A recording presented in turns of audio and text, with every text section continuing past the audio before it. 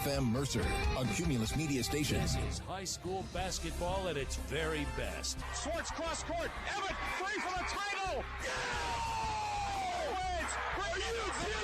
DeBatey back to Martin with 3. Cross the timeline with 2. To the basket. Lefty left. Good. And they call a foul. The clock is at 0. Blocked by Shoeboy. Rebound grab by Austin. Bobs to Greg. Turns. Fires. 3. Got it. He hit the 3. Smith into the forecourt. Down to 1 second. Smith puts it up at the buzzer. And puts it in. Dominique to Greenberg. 3 ball. Up. And in. Granos with it, out to Getty, 1 second, he with the buzzer, no good, Greenville wins the district championship. Fields takes a hand up, goes to the basket, righty layup, no good, got it back, put it up, put it in, and a foul to go with it, a chance for a 3-point play, and Kennedy back on top. Here's Chess looking, cross-court Urbana, she's open, 3 ball, up, go! It goes in, and the Hickory ladies have come back from the dead. Our 2025 and 2026 high school sports broadcasts on Sports Radio 96.7 and 790 WPIC is brought to you by Bill McCandless Ford, the Reinhardt's Agency, Lock, Stock and Barrel, Meadville Medical Center, Shell Restoration, St. Paul's and Ridgewood Senior Living Communities, Grove City Area Federal Credit Union, Attorney Bill Motor, Top-tier Federal Credit Union, Sharon Regional Health System, dedicated to serving the community, Joanno Legal Group, UPMC Health System, Mercer County State Bank, Mancino's Driving School, Vay's Pub and Grill, the Sharon American Legion Post 299, Warner's Homes and Improvements, Hermitage Rotary Club, Mailer Insurance, DK Auto LLC, The Laundryman, Reed and Daly Associates, Minuteman Press in Hermitage, Penn Ohio Roofing and Siding, Sharon Community Health Center, and 21st Century Energy Group. Please thank this great group of sponsors for supporting all of our high school sports broadcasts all season on News Talk 790 WPIC on Sports Radio 96.7. Now it's time to go to the court with our countdown to tip-off show with our game announcers, Ryan Briggs and Chris Burtch. And a very pleasant good evening to you from Grove City High School tonight. One of the great boys basketball rivalries in Mercer County will be renewed again as the Grove City Eagles host Hickory in Region 4 matchup. Hi, everybody. Ryan Briggs here along with Chris Burtch.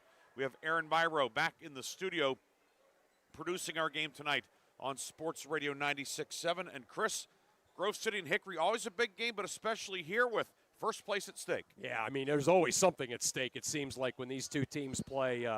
Just two of the premier boys basketball programs in Mercer County, you know, for the last several decades. And no exception, no difference this year. Both teams, have really found ways to win basketball games, and both teams certainly looking down the stretch of this season with big aspirations, including winning a region title, which really lots on the line in tonight's game. Grove City 4-0 in the league. Hickory 3-1. Sharon is 3-1. And then Farrell, which is also 4A 1-3. Mercer Class 3A is 1-3. Then Slippery Rock at 0-4. So tonight, the end of the first half of the 10-game schedule. Second half begins tomorrow night for these teams. This game, of course, was scheduled for Tuesday night and was pushed back because of the weather here this past week.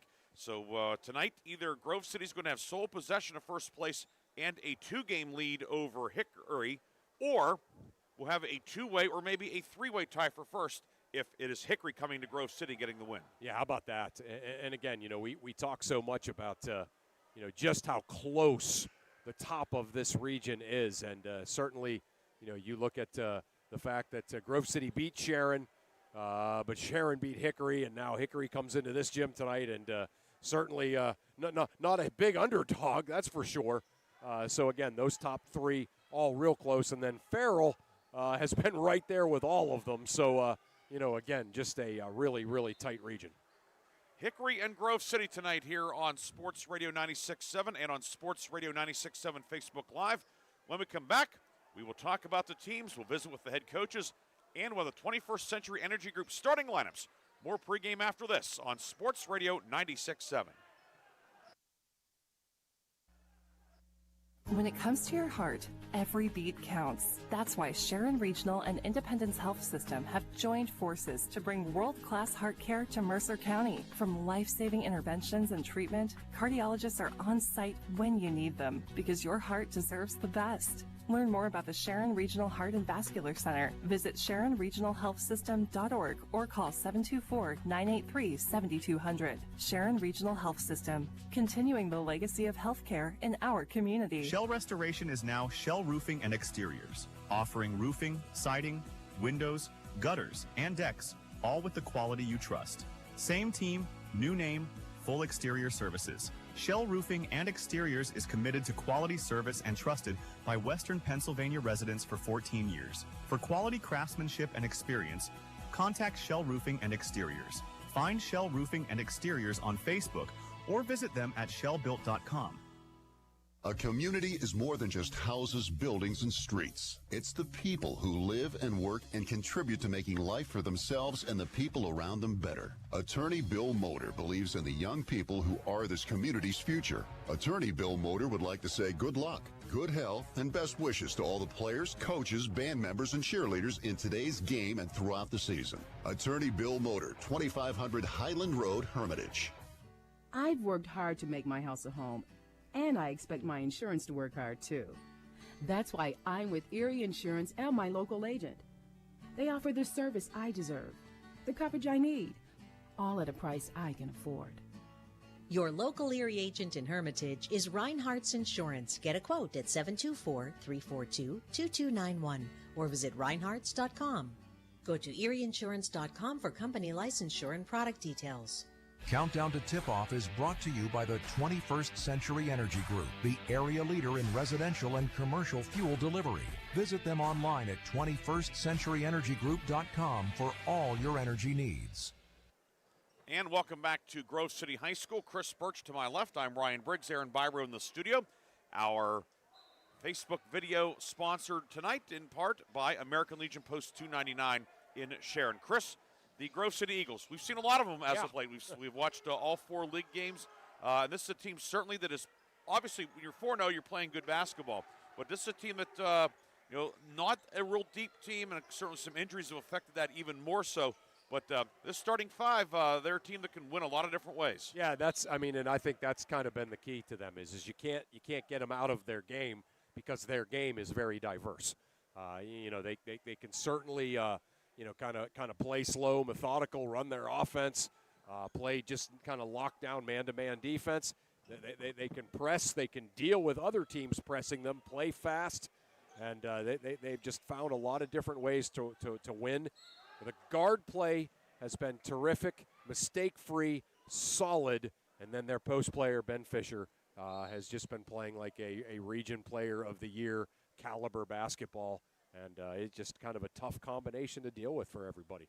Fisher, 8 20-point games this year, averaging nearly 19 points per game, and you were fortunate when you were, of course, coaching the Slippery Rock boys. You had one of the great big men in our area's history, Ben Zajac. Great, must be something about being named Ben. That's it. Give the ball to Ben. Get the ball to Ben. But when, from a coaching standpoint and from a guard standpoint, of course, your background is as a player, as a guard. Right. When you have a big man who can finish and is very polished, much as Ben Fisher is, that, number one, opens up everything for the other guys. Right. But two, if you need a basket, you have a guy that's hard to stop. That's it, right. And that's the thing that, like, kind of no one else has, is just that sort of automatic basket, right? You call a play, you call a quick hitter for Ben. You haven't had a basket in a while. You call a quick hitter for Fisher. He gets you one, so it's hard to go on a run against this team. And you think, well, wouldn't the key to just try to press like this team like crazy? But the guard play and the 3-point shooting of this team has been so solid that if you press them, you're going to give up open threes, and they're going to knock them down. And then that means you got to play straight up, which means you got to play somebody one-on-one against Fisher, and it makes them a super tough matchup. And you mentioned on the perimeter with Kyle Osborne 36 threes, Nick Ehrman 33 threes, Max Naus 21 threes. Yeah.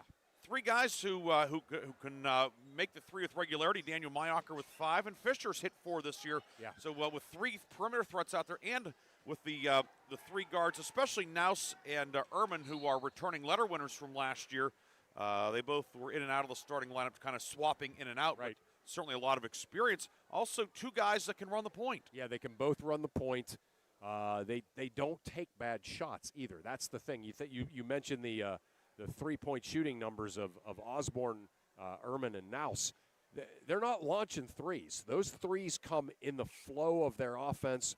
When they're sort of in rhythm with their feet set, their shoulders square. Somebody made the right pass to them, and they knock it down. And that's what makes those 3 as a guard combination special. And like you said, Naus and Ehrman, they're both point guards, so you can't we're going to press the point guard, because then the other guy will just bring it up. And then, of course, Daniel Mayocker, returning starter as a senior. And you look at the numbers. He's averaging 4 points a game. You're thinking, well, okay, he's just kind of out there. He does everything else and really well. You need a defender. He can defend all 5 positions. Good passer, good rebounder. He's the kind of guy that makes a good team and takes them to the next level. Here's the thing. You mentioned he can guard all 5 positions. We've seen that. He guarded the Mercer guard the other night. Tonight, I assume he's going to guard Borowitz. And so, again, yeah, he really can. He gives incredible diversity on the defensive end. He dives on the floor. He takes charges. He kind of irritates the other person that he's guarding, into maybe committing a silly foul or 2. Not because he's a big Michael Jordan trash talker or something, but because he's just always in the right position, and you just want him to get away from you, and he doesn't. And so he's got that thing going for him, and he's a big asset to this team for sure. Meanwhile, the Hickory Hornets, personnel-wise, there are a lot of similarities, really. Yeah. And we starting on the inside, Trevor Borowitz, who was, he's 6'3", so he's not as big as Grove City's Fisher, who was 6'7", but Trevor Borowitz had great football season. We watched him on the basketball court for 3 years, over 900 points now. He's really been coming on as of late. 26 points last Saturday against Warren G. Harding, a 51-49 Hickory win over that Trumbull County Power. And Borowitz, he's a tough matchup as well. He's a really tough matchup. Yeah, I mean he's big and strong. He plays within himself.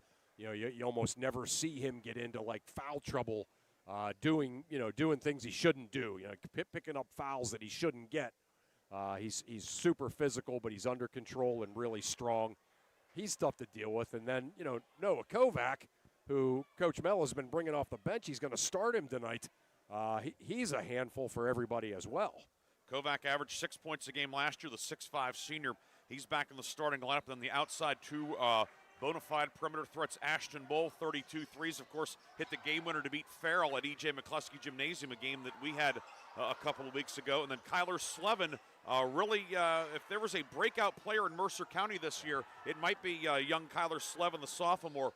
31 threes this year, averaging 13 per game. So much like from the Grove City standpoint, where you said you can't overplay on the inside guys. Right. Same with Hickory. If you overplay on Borowitz and or Kovac, there are a couple guys on the perimeter that can sting you. Yeah, Slevin and Bowl both have over 30 threes on the season, and they're both terrific. And like you said, Bowl, he's that known quantity. He was a great player last year, and then Slevin, the sophomore, just kind of came out of not out of nowhere. He was a good younger player, but he's been just fantastic. And then we talked about Daniel Mayocker for Grove City being the guy that maybe his stats aren't eye-popping, but he does all the little things. Certainly Hickory has that with Chris Mell as that third guard. Chris Mell, the senior guard, averaging 3.5 points per game. And a guy, too, I think he's a guy, and we've been fortunate to, the more you watch him, the more you appreciate what he does, because he's always in the right spot. He's always he limits his mistakes. Yep. I mean, he's that guy, and a big reason why Hickory's 12-3 overall. He's an extension of his dad out on the court, and what I mean by that is, he's giving the ball to the guy that's open, right? I mean, that sounds like, oh well, no kidding, but you watch basketball a lot, and that doesn't always happen. Kids have trouble with that these days, right? I mean, and if Chris Mell has the ball in his hands, he's going to get the ball to the right person, the person that's open, or he's going to take the shot when it's a good shot for him to take. And that's exactly the kind of thing that he brings to this team. And one edge that Hickory does have on Grove City tonight is in terms of depth. In Grove City, with the starting five, we'll see Jack Hathaway, Jordan Gamble at times tonight. Austin Goethe, who had been the sixth man, is out due to a wrist injury. Yeah. Hickory a little bit deeper. Jack White, who's been starting, able to come off the bench. A senior guard in Ryan Disler, who's been coming back after missing some time. Yeah. Hickory on the whole, Ryan Manzo's made 5 appearances. Lucci Brown 8 appearances. Landon Slevin back after missing time with a leg injury. Yeah. If this becomes a game of attrition, which it could, it's Mercer County basketball, 2 pretty physical teams. Certainly the pendulum swings to the guys in red and black. Yeah, no question. That's really well said. And you and I really haven't seen a game like that yet this year, where you had to get down into like your 7th and 8th and even the 9th men to need to win the game. But yeah, there's no doubt Hickory has that if they need it. Hickory and Grove City tonight, the first of 2 meetings. They'll close the regular season against each other on Friday the 13th in Hermitage, but tonight the first half of the Loop schedule concludes. When we come back, we'll visit with the head coaches. Chris had a chance to speak with a couple of other coaches named Chris. Grove City's Chris Kwolek and Hickory's Chris Mell. We'll have more after this on Sports Radio 96.7 and Sports Radio 96.7 Facebook Live. Ready to hit the road with confidence? Mancino's Driving School is your go-to destination for top-notch driving education. Whether you're a teen or an adult, Mancino's experienced instructors ensure you're equipped with essential skills and safety tips.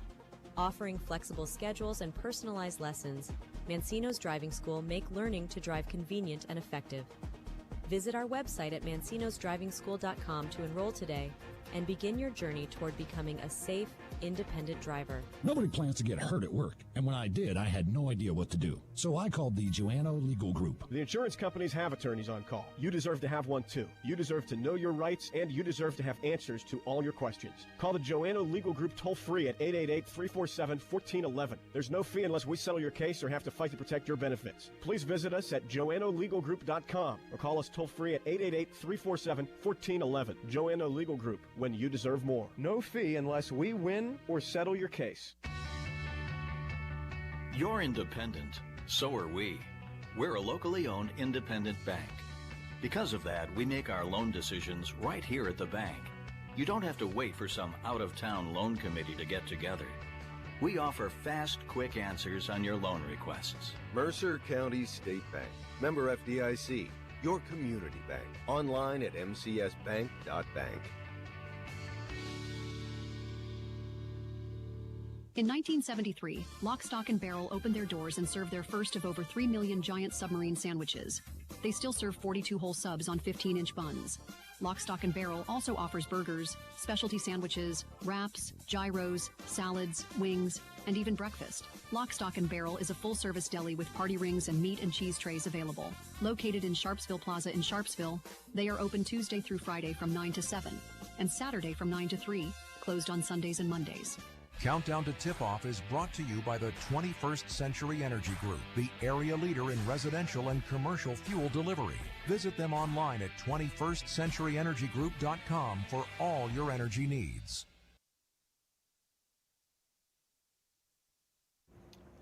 We're back on Sports Radio 96.7, and I'm joined by Grove City head coach Chris Kwolek. And Coach, for whatever reason, because of the storm, it seems like it was a long time ago that you and I were talking in the hallway there at Mercer High, but that was your last game, an impressive performance over at a very good Mercer team's home gym.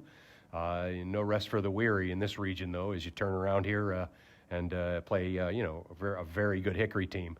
Just a couple of your thoughts about the weird week here. They're really good, Chris. I don't think there's any secret to this. It's a Chris Mell basketball team. Anytime you put a Chris Mell basketball team on the floor, you're going to get superior play. You're going to get great defense. You're going to get physicality. You're going to get toughness. And more importantly, you're going to get energy out of your basketball team. You can't circle out a guy to say, well, this guy worries me, this guy doesn't. Yeah. They all do. They all do. And I can honestly say that Chris probably would say the same thing about us at this point in the season right now.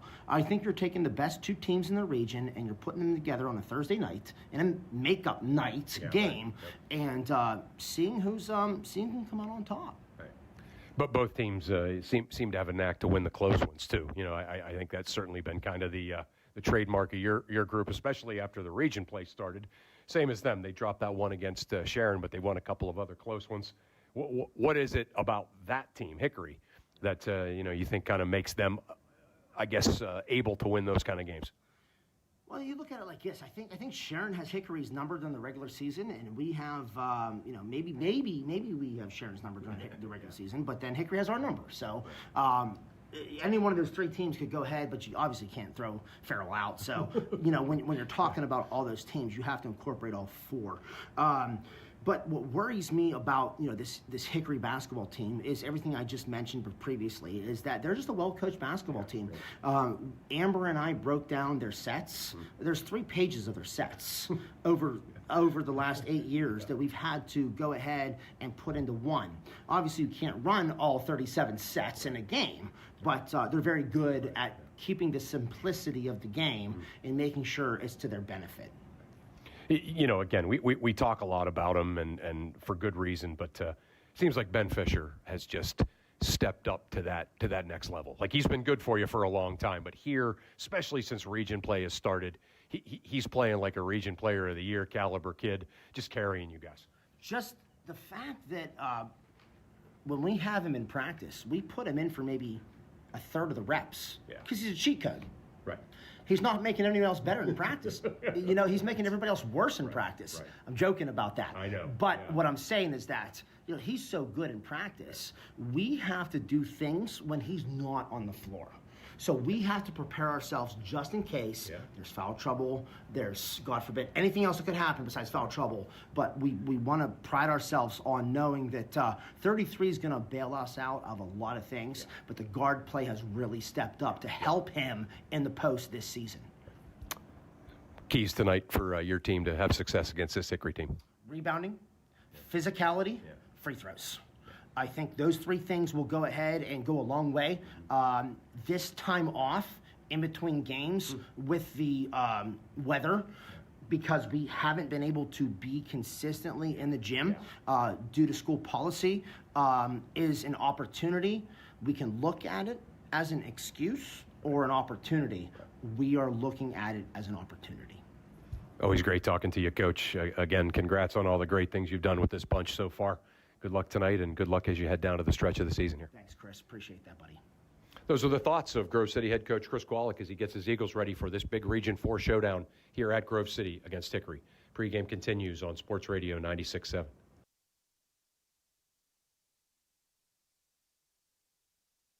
And enjoy bingo every Thursday and Friday. First number called at 6:45. Join us for trivia night every Thursday at 6 p.m. Our grill room serves up great food daily, and our kitchen is open Thursday through Saturday from noon to 9. We proudly welcome all veterans to our community. Visit Sharon American Legion Post 299 on East State Street for good company, good times, and a warm welcome. The 21st Century Energy Group is the leader in residential and commercial fuel delivery. For over 50 years, they have provided quality heating oils, propane, heat, gasoline, diesel, and lubricants to western Pennsylvania and eastern Ohio, with 7 locations including Newcastle, Grove City, Conneaut, Lake, and Erie. The 21st Century Energy Group is your locally owned neighborhood fuel provider. Call them today for your home heating or commercial fuel needs at 1-800-922-5454. And don't forget to follow them on Facebook or visit them at 21stCenturyEnergyGroup.com. You're independent. So are we. We're a locally owned independent bank. Because of that, we make our loan decisions right here at the bank. You don't have to wait for some out-of-town loan committee to get together. We offer fast, quick answers on your loan requests. Mercer County State Bank. Member FDIC. Your community bank. Online at mcsbank.bank. Vay's Pub and Grill is thrilled to announce the December 2025 Mercer County Team of the Month, awarding this honor to the Hickory Competitive Spirit Team. Congratulations to Coach Nicole Cox and her Hornets team for securing their 8th consecutive District 10 championship. Hickory Competitive Cheer is celebrated as the December Vay's Pub and Grill Mercer County Team of the Month. For more information, visit Vay'sPubandGrill.com. Countdown to Tip-Off is brought to you by the 21st Century Energy Group, the area leader in residential and commercial fuel delivery. Visit them online at 21stcenturyenergygroup.com for all your energy needs.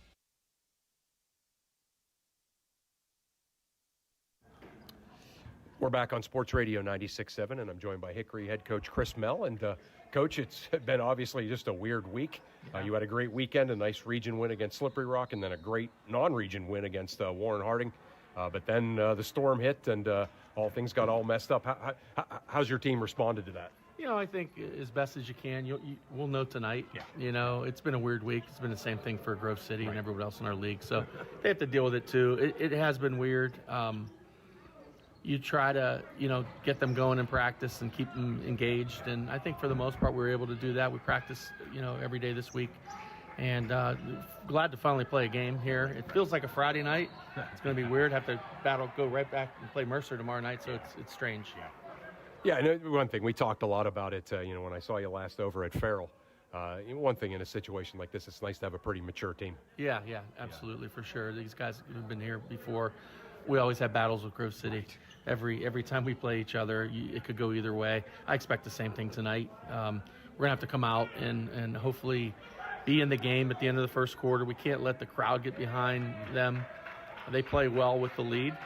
So we gotta be up for the challenge. We were talking a little bit off air about just how well Ben Fisher's been playing. Obviously, he's been terrific, but it's nice to have, Borowitz, Kovac, your two big guys to kind of, trade off a little bit on him. Yeah, for sure. He does it all. I mean, he can rebound the ball and take it coast to coast. He's broken the press before. I expect a little bit of that again tonight. Just a really good player for his size to be as mobile as he is. He does a really nice job of using his body as well in the post. So, he provides a lot of challenges. You've been getting some, really good guard play, not only from your seniors, but from your young guys. In a game like tonight with Grove City, they're going to switch defenses, stuff like that. It's a good thing to have. Oh, it's important. We can't just rely on our inside game. We're going to need guys like Kyler and Ashton and Chris to step up and, do what they can do. We're going to need to score. If we can get this game in the 60s, I think it's good for us. We can play that slow down pace as well. It's just going to be it should be a good matchup. Grove City's been shooting the ball really well. They shoot a lot of threes. Traditionally, they don't normally do that, and they got three guys that are knocking it down. So when you're at home and you hit the threes, you can get the crowd behind you. It's a good thing. We're going to have to try to neutralize that. You said a bunch of them, but any more specific keys you can think of for your team to have success tonight? I think rebounding, staying out of foul trouble early is going to be big for us. We haven't been doing a great job of that. We've had a starter or two go into foul trouble early on. I hope that doesn't happen tonight. And then we're going to move the ball offensively, and we got to put some pressure on them. They're not an extremely deep team. So I think if we can kind of get into their bench and maybe get one or two of their guys in foul trouble, it could bode well for us. Coach, always great talking to you. Always great seeing your team. Certainly thanks for taking a minute with me here, and good luck tonight. Always great seeing you. Thanks for covering us. And that was our Chris Burtch with Hickory head coach Chris Mell. We appreciate Coach Mell and Grove City head coach Chris Kolek for joining us in the pregame. It is time now for tonight's starting lineups, and the starting lineups are brought to you, as always, by the 21st Century Energy Group. The 21st Century Energy Group is the area leader in residential and commercial fuel delivery.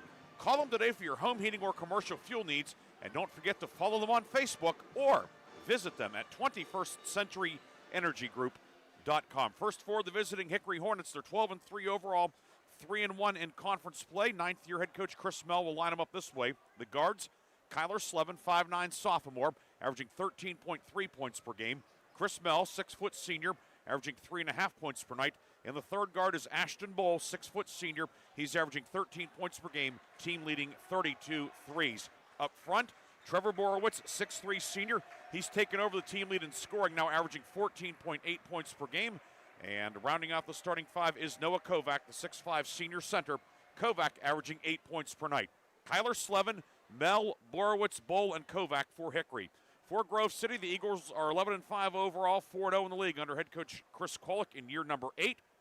The guards, Max Naus, 5'11 senior, averaging 8 points per game, and Nick Ehrman, 6'1 junior, averaging 10.5 points per night. Up front, Kyle Osborne, 6 foot sophomore. He has a team leading 36 threes this year. He's averaging 10 points per game. Daniel Mayocker, 6'3 senior, averaging 4 points per night. And in the middle, it's Ben Fisher, 6'7 senior, averaging 19 points per game. Naus, Mayocker, Ehrman, Osborne, and Fisher for Grove City. Your officials tonight, your lead referee is Tim Levan. Cody Vega and Alex Labruzzo round out the three-man crew. Grove City at home in the white jerseys, black numbers and letters outlined in old gold and black trim. Hickory in the steel-colored jerseys, red numbers and letters, and red trim. We'll take our final pregame break and come back with the opening tip. It's Grove City and Hickory. First place on the line in Region 4, and it comes up next on Sports Radio 96.7 and Sports Radio 96.7 Facebook Live, brought to you by American Legion Post 299 in Sharon.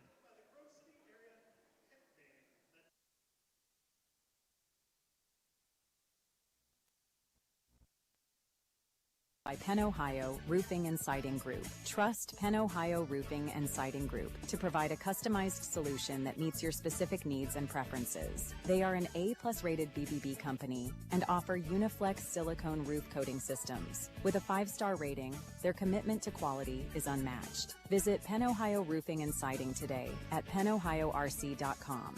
Why is your auto loan not at Grove City Area Federal Credit Union? Seriously, why isn't it? If you financed your vehicle at the dealership, you're probably paying way more than you need. Refinance today and receive up to $100 from us. Lower your rate, shrink your payment, and smile more every month. It's fast and simple. For more details, go to gcafcu.org or text the word auto to 724-458-7520. The Grove City Area Federal Credit Union. Members of NCUA, an equal opportunity lender. Picture this. You're with a group of friends, and someone offers you a pill. You don't know what's in that pill. The person who gave it to you may not even know. By taking it, you may increase your risk of an overdose. Every day, nearly 300 Americans died from a drug overdose. Get the facts. Be your own advocate. This is Mercer County Commissioner Bill Finley. For more information, contact Mercer County Behavioral Health Commission at 724-662-2230 or visit cdc.gov/stop overdose. Brought to you by the Board of Commissioners of Mercer County and the Mercer County Opioid Settlement Fund. When the finest cuts of meat combine with just the right amount of fire and seasonings, you don't need anything else except a fork and a plate. Get ready for the most amazing dining experience ever. When you're out with your friends or looking for a place to stop before or after the games, Vay's Pub and Grill is the place for you. Open Tuesday through Saturday with happy hour daily from 4:30 to 6:30. Vay's Pub and Grill, East State Street in Hermitage. The first quarter is brought to you by the Grove City Area Federal Credit Union. Banking, but better. Starting lineups being introduced here at Grove City. Once again for Hickory, it's Kyler Slevin, Chris Mell, Trevor Borowitz, Ashton Bull, Noah Kovac. Grove City with Max Naus, Daniel Mayocker, Nick Ehrman, Kyle Osborne, and Ben Fisher. Don't forget, after the game, Reinhardt's Insurance Player of the Game, Lock, Stock, and Barrel Sub of the Game. That's coming up in our post-game tonight. Chris, you talked with both coaches. The keys were kind of the same from each side. Yeah, there's no doubt that, rebounding is going to be huge tonight. Both teams need to get on the defensive boards and keep the other team off the offensive boards. But I heard Coach Mell say something that I had actually thought of before, and that is you just don't want to get down to this Grove City team. They're like that team this year that if you get down to them, it's going to be really tough to get enough possessions to get back in the game. So if Grove City can get out to a big lead here or get out to a lead at all, that's really going to put Hickory in a tougher spot than they would be normally if they had a lead. So yeah, that's certainly something to keep your eye on. Grove City kind of like a football team that can run the ball. That's it. You got it. Right. Yeah, just grind it out, keep the chains moving, keep the clock going. And that's the name of the game with this Grove City team. And, I think Hickory is going to try to press. They can't do it for 32 minutes, but I think they're going to try to get Grove City out of a rhythm that way. And it's either going to work really well or, death or Westminster Abbey, as they say in England. So I don't know.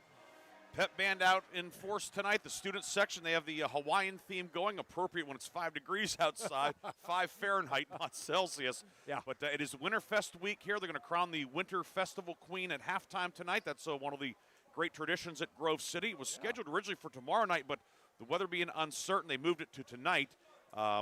Mind you, we will have Farrell Grove City boys tomorrow night. Tip-off has been moved to 6 o'clock, so we'll be on air at 5:30. Yeah, so that's a big game under weird circumstances with the dance afterwards. Dance is Saturday. Oh, yeah, right. Yeah, not you dance. Well, I guess dance afterwards. But you are correct. 25 hours or so. Yes. We will tap dance around that subject. Grove City wins the tip. Eagles go right to left. Fisher in the high post, back to the basket.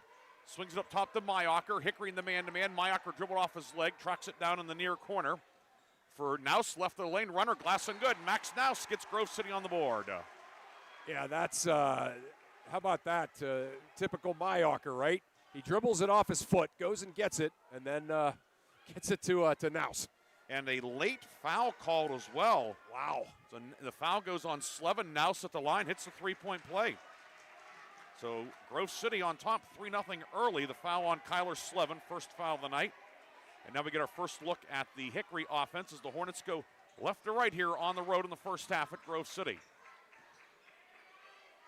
Jumper from the foul line put up no good by Mel, and the rebound dug out by Fisher. Yeah, look at that box out by Mayocker on Borowitz. 7:18 to go first quarter. Trapped by Hickory, and Borowitz tried to save it, but he had stepped out of bounds and was the first man to touch it. So it will stay Grove City ball back at midcourt, but obviously Hickory the half-court trap there. Yeah. Yeah, it worked for him too. Borowitz came flying out of nowhere to get that steal, but then, he was knocked it out, and then he was the first guy back in. You see the officials talking here about that, but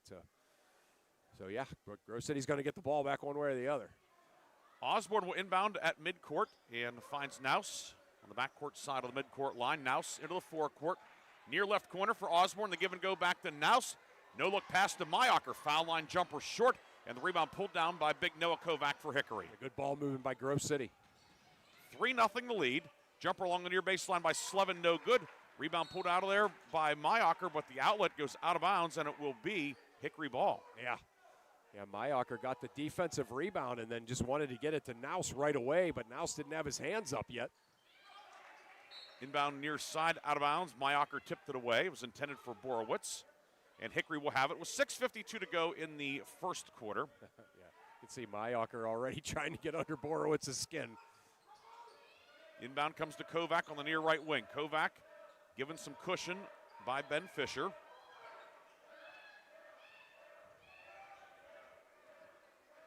Slevin now on the left wing. Slevin has it.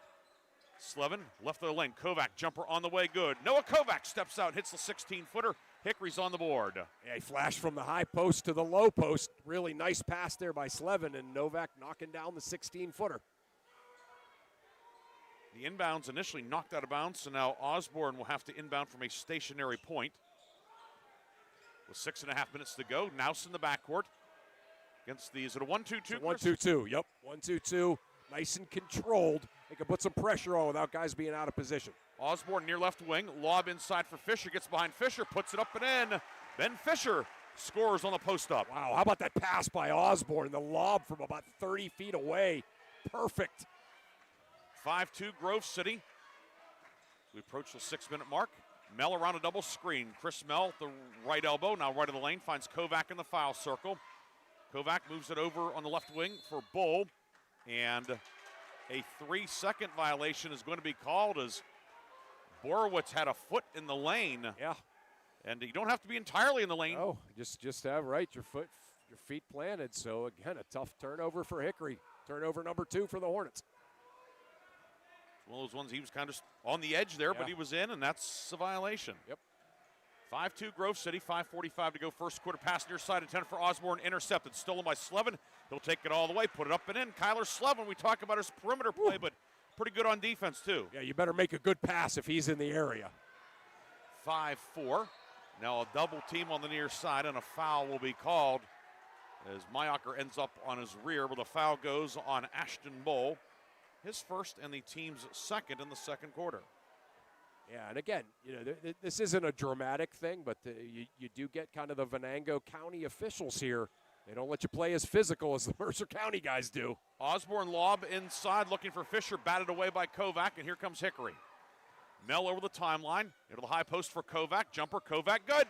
Noah Kovac gives Hickory its first lead at 6-5 Hornets. Yeah. Again, they're finding him in the high post, and Fisher is giving him that shot by staying close to the basket. And Kovac now 2 for 2 out there. Now Ehrman over the timeline for Grove City. Nick Ehrman, the junior, guarded up top by Bull. Pass deflected, comes back to Ehrman on the right wing. Fisher, top of the key, gives a ball fake, and now he'll shoot the three.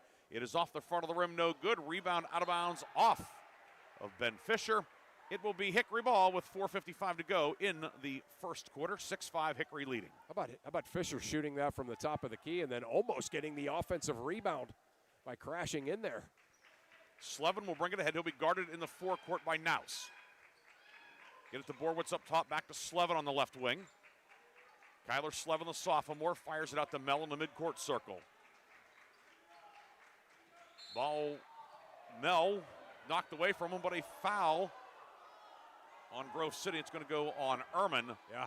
The reach in, and if they continue to call it this, it's been consistent. That's advantage Hickory. No question. No question. You can see, again, not to, I don't want to make too big of a deal about that, but there's a slight difference in the way they call the game in Venango County to here, and just the physicality away from the basket will be called differently. Slevin left wing with it for Hickory. Slevin, as Grove City's in the man-to-man. Borwitz right side. Borwitz to the top of the key. Trevor Borwitz spins into the paint. Up on the left hand, high off the glass. No but a foul, and Trevor Borwitz will shoot the first free throws of the night for Hickory.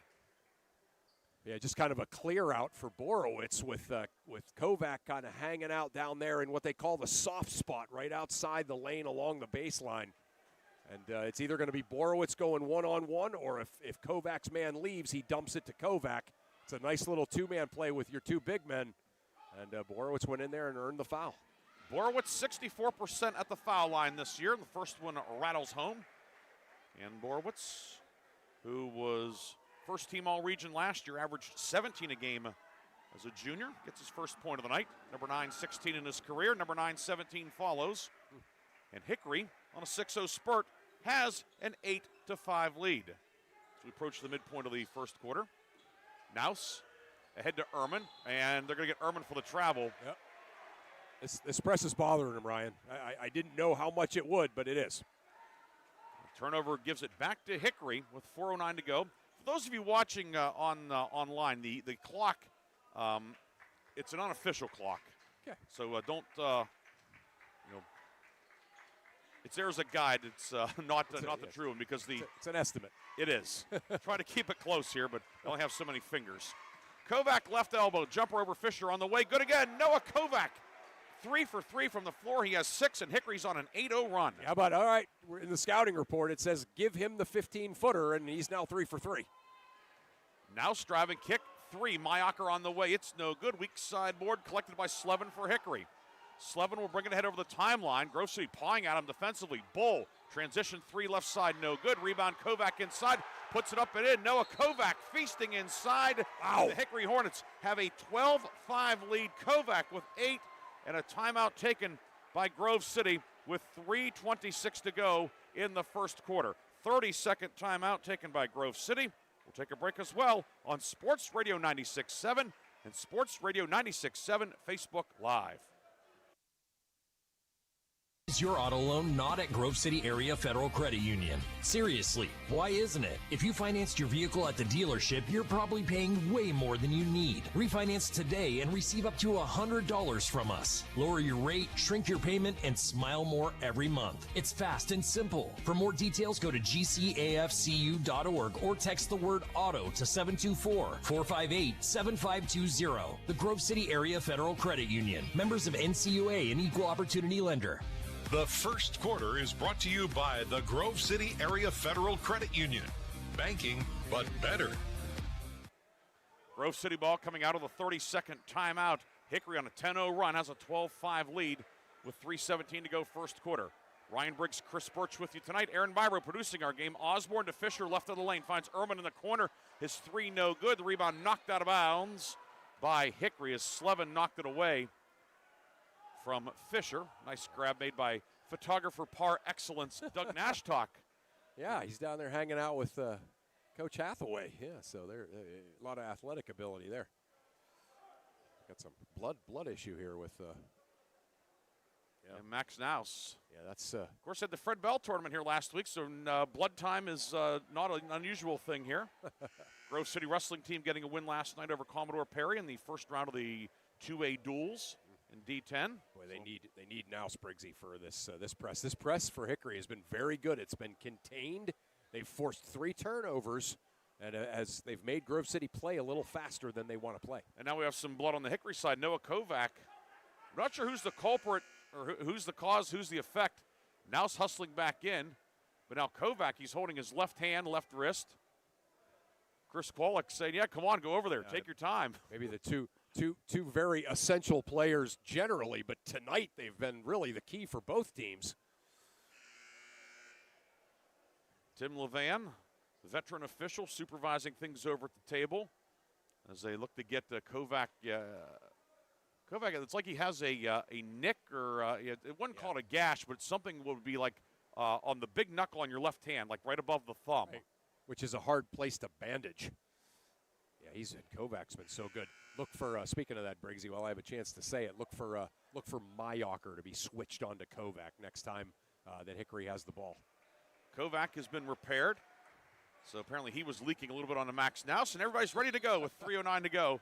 There it was. Naus will lob it to Fisher at the foul line. Fisher moves it back to Naus up top.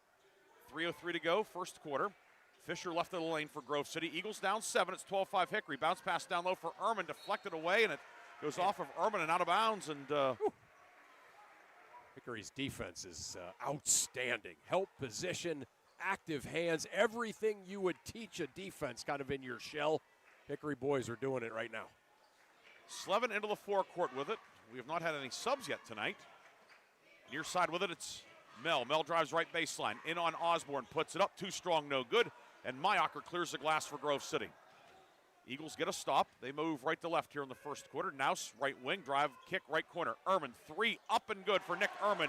A much-needed basket for Grove City. Yeah, much needed. He had Slevin right in his face, too. Knocked it down. Ehrman's first point of the night. But right away, Hickory gets it back inside, Chris. Speaking of Slevin, there he was on the offensive end, knocking it down. Slevin with 4, 14-8 Hickory with 2:12 to go, first quarter. Ehrman fires it to Osborne in the near corner, and a foul called on the pass. That's on Slevin. That's his second. See Slevin saying, leave me in, I'm good. That's what you want from guys. And he is going to stay in as Jack White, who's been a starter much of the season for Hickory, checks in. And Chris Mel will check out at the 2:11 mark. Yeah, I'd have gotten him out of there for at least one defensive possession. Fisher on the near left wing. Moving out to Osborne. Now Mayocker on the right wing back to Naus, especially being a sophomore. Yeah, that's right. I've always been very conservative about early fouls. High post, Fisher with it, faces up on Kovac, pumps again, now puts it on the deck, backs him down. Fisher spins left, puts it up, and a foul as Kovac got him on the arm, and it'll be Ben Fisher shooting 2. Yeah, Fisher making a good, I love the word you use for Fisher, polished. Making a really good polished footwork move in there, and I thought Kovac played pretty good D there, but they had him with the arm. Fisher's first free throw no good. Fisher 57% on the season, 57 of 100. Wow. I know you like that easy math. I could do that math, yes. Slevin out, Ryan Dissler, 5'9" senior in for the Hornets. Fisher's second one is up, and it is good.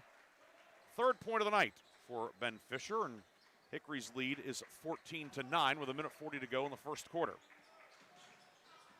Runner put up by Bull, no good. Rebound grabbed by White, blocked by Fisher. And then we're going to have a foul on the rebound, a loose ball foul coming up. And it's going to be on Kovac. No, it's on White, excuse me. Yeah. But it's the 5th foul in the quarter, and Max Naus will shoot 2. Yeah, I mean, I understand Hickory's frustration. There has been some touch fouls away from the basket, but that one was actually one of the more obvious ones, right? Yeah, that was not a touch foul. Yeah, White just kind of ran him over on the way to that loose ball.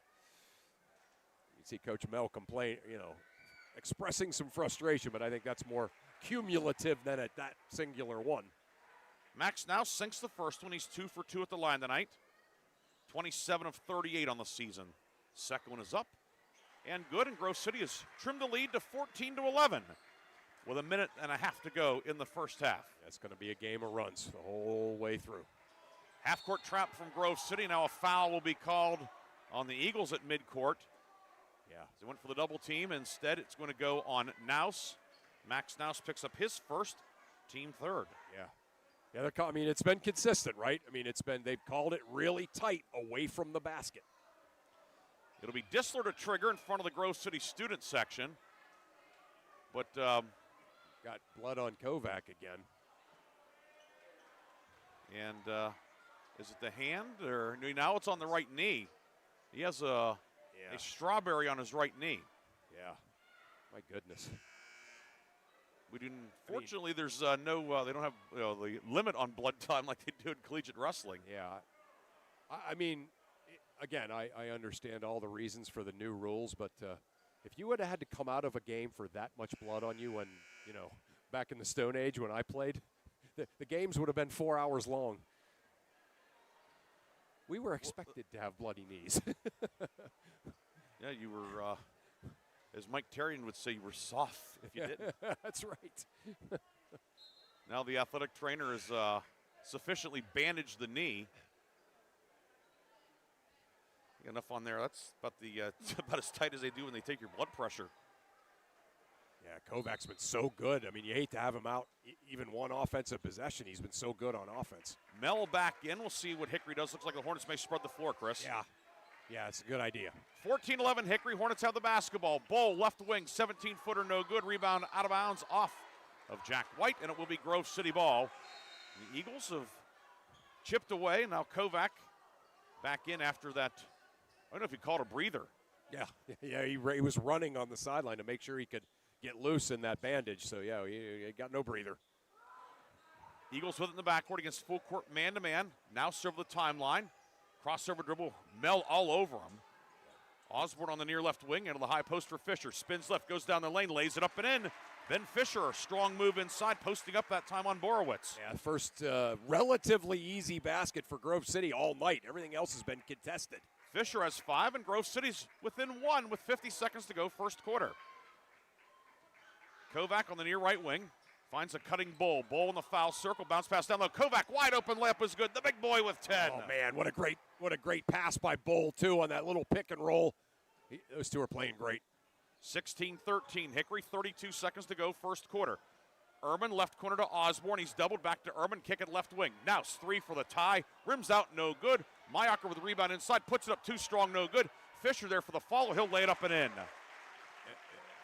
I don't want to keep saying it, but Mayacher, again, keeping that ball alive, getting it up on the board so the big boy Fisher could go get it. That's the kind of stuff he does. So the two centers have 17 of the 31 points tonight. That's 6 seconds to go. Off a screen. Bull 3, no good for the top of the key. Wow. Rebound Kovac, put it up, missed it. Rebound Mayacher, and that is the end of an entertaining first quarter tonight here at Grove City High School. Hickory 16, Grove City 15. Chris and I will come back with quarter number 2 after this on Sports Radio 96.7. The tax team at Reed & Daly Associates is the area's #1 income tax service. Reed & Daly built their practice one client at a time and are proud supporters of student athletes, boosters, bands, and other school activities to keep our diverse community moving forward. When it comes to business or taxes, Reed & Daly Associates will fight for you and help you reach the top of your game. Reed & Daly Associates on South Buell Farm Drive in Hermitage and online at reedanddaly.com. When it comes to your heart, every beat counts. That's why Sharon Regional and Independence Health System have joined forces to bring world-class heart care to Mercer County. From life-saving interventions and treatment, cardiologists are on site when you need them because your heart deserves the best. Learn more about the Sharon Regional Heart and Vascular Center. Visit SharonRegionalHealthSystem.org or call 724-983-7200. Sharon Regional Health System, continuing the legacy of healthcare in our community. The second quarter is brought to you by the Penn Ohio Roofing and Siding Group for all of your roofing, siding, and exterior needs. Getting ready to start the second quarter here. The lights went out for a moment. Yeah. Something else we can jokingly blame Corey Corbin for. Fortunately, they're new lights and they come back on quickly. We don't have to wait. Oh, boy, yeah. It's Hickory ball to start the second quarter. Hornets with a 1-point lead, moving left to right. Borowitz near block posting up, and ball knocked away by Mayocker. It will stay Hickory ball on the baseline. Hornets are in the steel-colored jerseys, red numbers and letters, red trim. Grove City, the home whites, black numbers and letters, outlined in old gold and black trim for the home team. 16-15, Grove City trailing. Hickory with the basketball. Kovac with 10. Near side to Bull, looking down low, batted away as Kyle Osborne got the inside hand in there. Great defense there by Osborne against the much bigger Kovac. Osborne left wing, deep three for Osborne. That is short. Rebound grabbed by Mel, and now here comes Hickory. Mel over the timeline to the foul line, kick it right side. Dissler three, up. It is off the mark. Borowitz rips down the rebound, puts it up, and in a foul. Trevor Borowitz, a three-point opportunity. That's just great basketball all around. Mel pushes it right down the middle, a 3-on-2 break, finds the right guy, Dissler. Dissler takes the good shot from the three-point corner, misses it, but Borowitz in the right spot goes and gets the rebound and gets fouled. And hits the free throw to complete the three-point play. Borowitz with 5. That was his first field goal of the night. Yeah. 19-15, the foul's on Mayocker, his second, which is notable for Grove City. That's notable, yep. 1-2-2 from Hickory. Fisher in the backcourt, guarded by Dissler. Fisher over the timeline to beat the 10 count. Ball knocked away by Dissler for a moment. Fisher retrieves it. Now the Eagles will set up their half-court offense against the man-to-man. Yeah. Ehrman near side, deep three. Long, no good, and will go out of bounds in the far right corner. And back to Hickory with 6:57 to go in the first half. Yeah, see Coach Kwalik, that's about as upset at his guys as he gets. He wanted to run the offense there for a while. Inbound will come to Mel, and he'll walk it ahead. 19-15, Hickory with the lead. Grove City led briefly early, 5-2. Yep. 1-4 set for the Hornets, but ball thrown away. Nouse getting on the floor, coming up with it, and here comes Grove City after the turnover. Yeah, great job by Nouse. Fisher into the front court with it. Fisher working on Kovac, spins, takes it in, puts it up, and in a foul. Fisher went right at him, and he has a chance for a three-point play. The big boy. Again, showing off all the skills. Little spin move at the foul line. Got the great footwork. And then just went in for the Mikan. Got fouled. Made a basket. He is something else. That's number 2 on Kovac. Okay, that's certainly notable as well. Fisher free throw up and good. He completes the three-point play to make it 19-18. So Kovac with 10 points in the first quarter, but also 2 fouls, and he's going to check out. Yeah. Here with 6:34 to go. I mean, we've seen it, Ryan, right? I mean, we've seen teams that just didn't have anybody to guard Fisher. Kovac has been able to guard him, but now he's out. Left wing with it. It's Bull up top for Jack White on the near right wing to Mel. Finds Borowitz off a screen. Borowitz left the lane against Mayocker, who has 2 fouls. Dissler with it. Dissler in the lane up with the right hand. No, but a foul on Ehrman. And Nick Ehrman will be whistled with his second foul. Dissler has just kind of a look about him tonight. Sometimes a guy that, doesn't start, but you just kind of can tell by the way that they look, the way they're carrying themselves on a particular night that they're going to play well. And he certainly has that look tonight, and he's played really well. Free throw rattles around and drops in. First point of the night for Ryan Dissler, the senior guard. Missed some time this year, but back into the rotation and a big asset for the Hornets. No question. I'd take him. Line to the right. Free throw up and no good, and the rebound pulled in by Ben Fisher. Jordan Gamble checking in for Grove City, the 6'2 sophomore, replacing Ehrman in the lineup. First sub of the night for Grove City. Yeah. Comes to the 6-minute mark. Pass for Fisher, makes a one-hand grab, left corner. Osborne is open. 3 on the way, no good. Gamble, weak side board on the block. Puts it up off the glass and good. Jordan Gamble, instant offense. Instant offense for Gamble. How about that? Yeah, needed him to come in and do something, and he did. Gamble ties it at 20 with 5:47 to go in the first half. Mel on the near right wing, guarded by Osborne. Mel working to the block, and Osborne's going to be called for the hand check. Kyle Osborne picks up his first foul, team third, and Hickory will have it on the baseline with 5:38 to go in the first half. You could tell they like that matchup, Hickory does, Mel on Osborne, because they've isolated it a couple of times. That time Mel was going to get either that foul or a shot. Jack White receives the inbounds, and now we're going to have a foul underneath. It's going to be an illegal screen on Hickory as Mel called for the push. That's Chris Mel's first, team second. Jeez. I mean, he fouled him, but he also got cold-cocked into next week first. So I don't know how he missed that one. Fisher brings it ahead. Grove City looking to reclaim the lead. We're tied at 20 with 5:27 to go first half. Fisher top of the circle. Out to Gamble. Jordan Gamble. Give it off to Naus. Naus pestered by Mel. Here comes a double team from Borowitz. Fisher right wing. Gamble deep three on the way. It is short. And the rebound pulled in by Hickory's Trevor Borowitz. Here come the Hornets approaching the 5-minute mark. Now Hickory a chance to pull back ahead. Near side. Dissler three up. No good. Weak sideboard grabbed by Borowitz. Borowitz tripled down low, puts it over the right hand, no good. Ball volleyed around. Borowitz with it, hits the deck, and a jump ball will be called.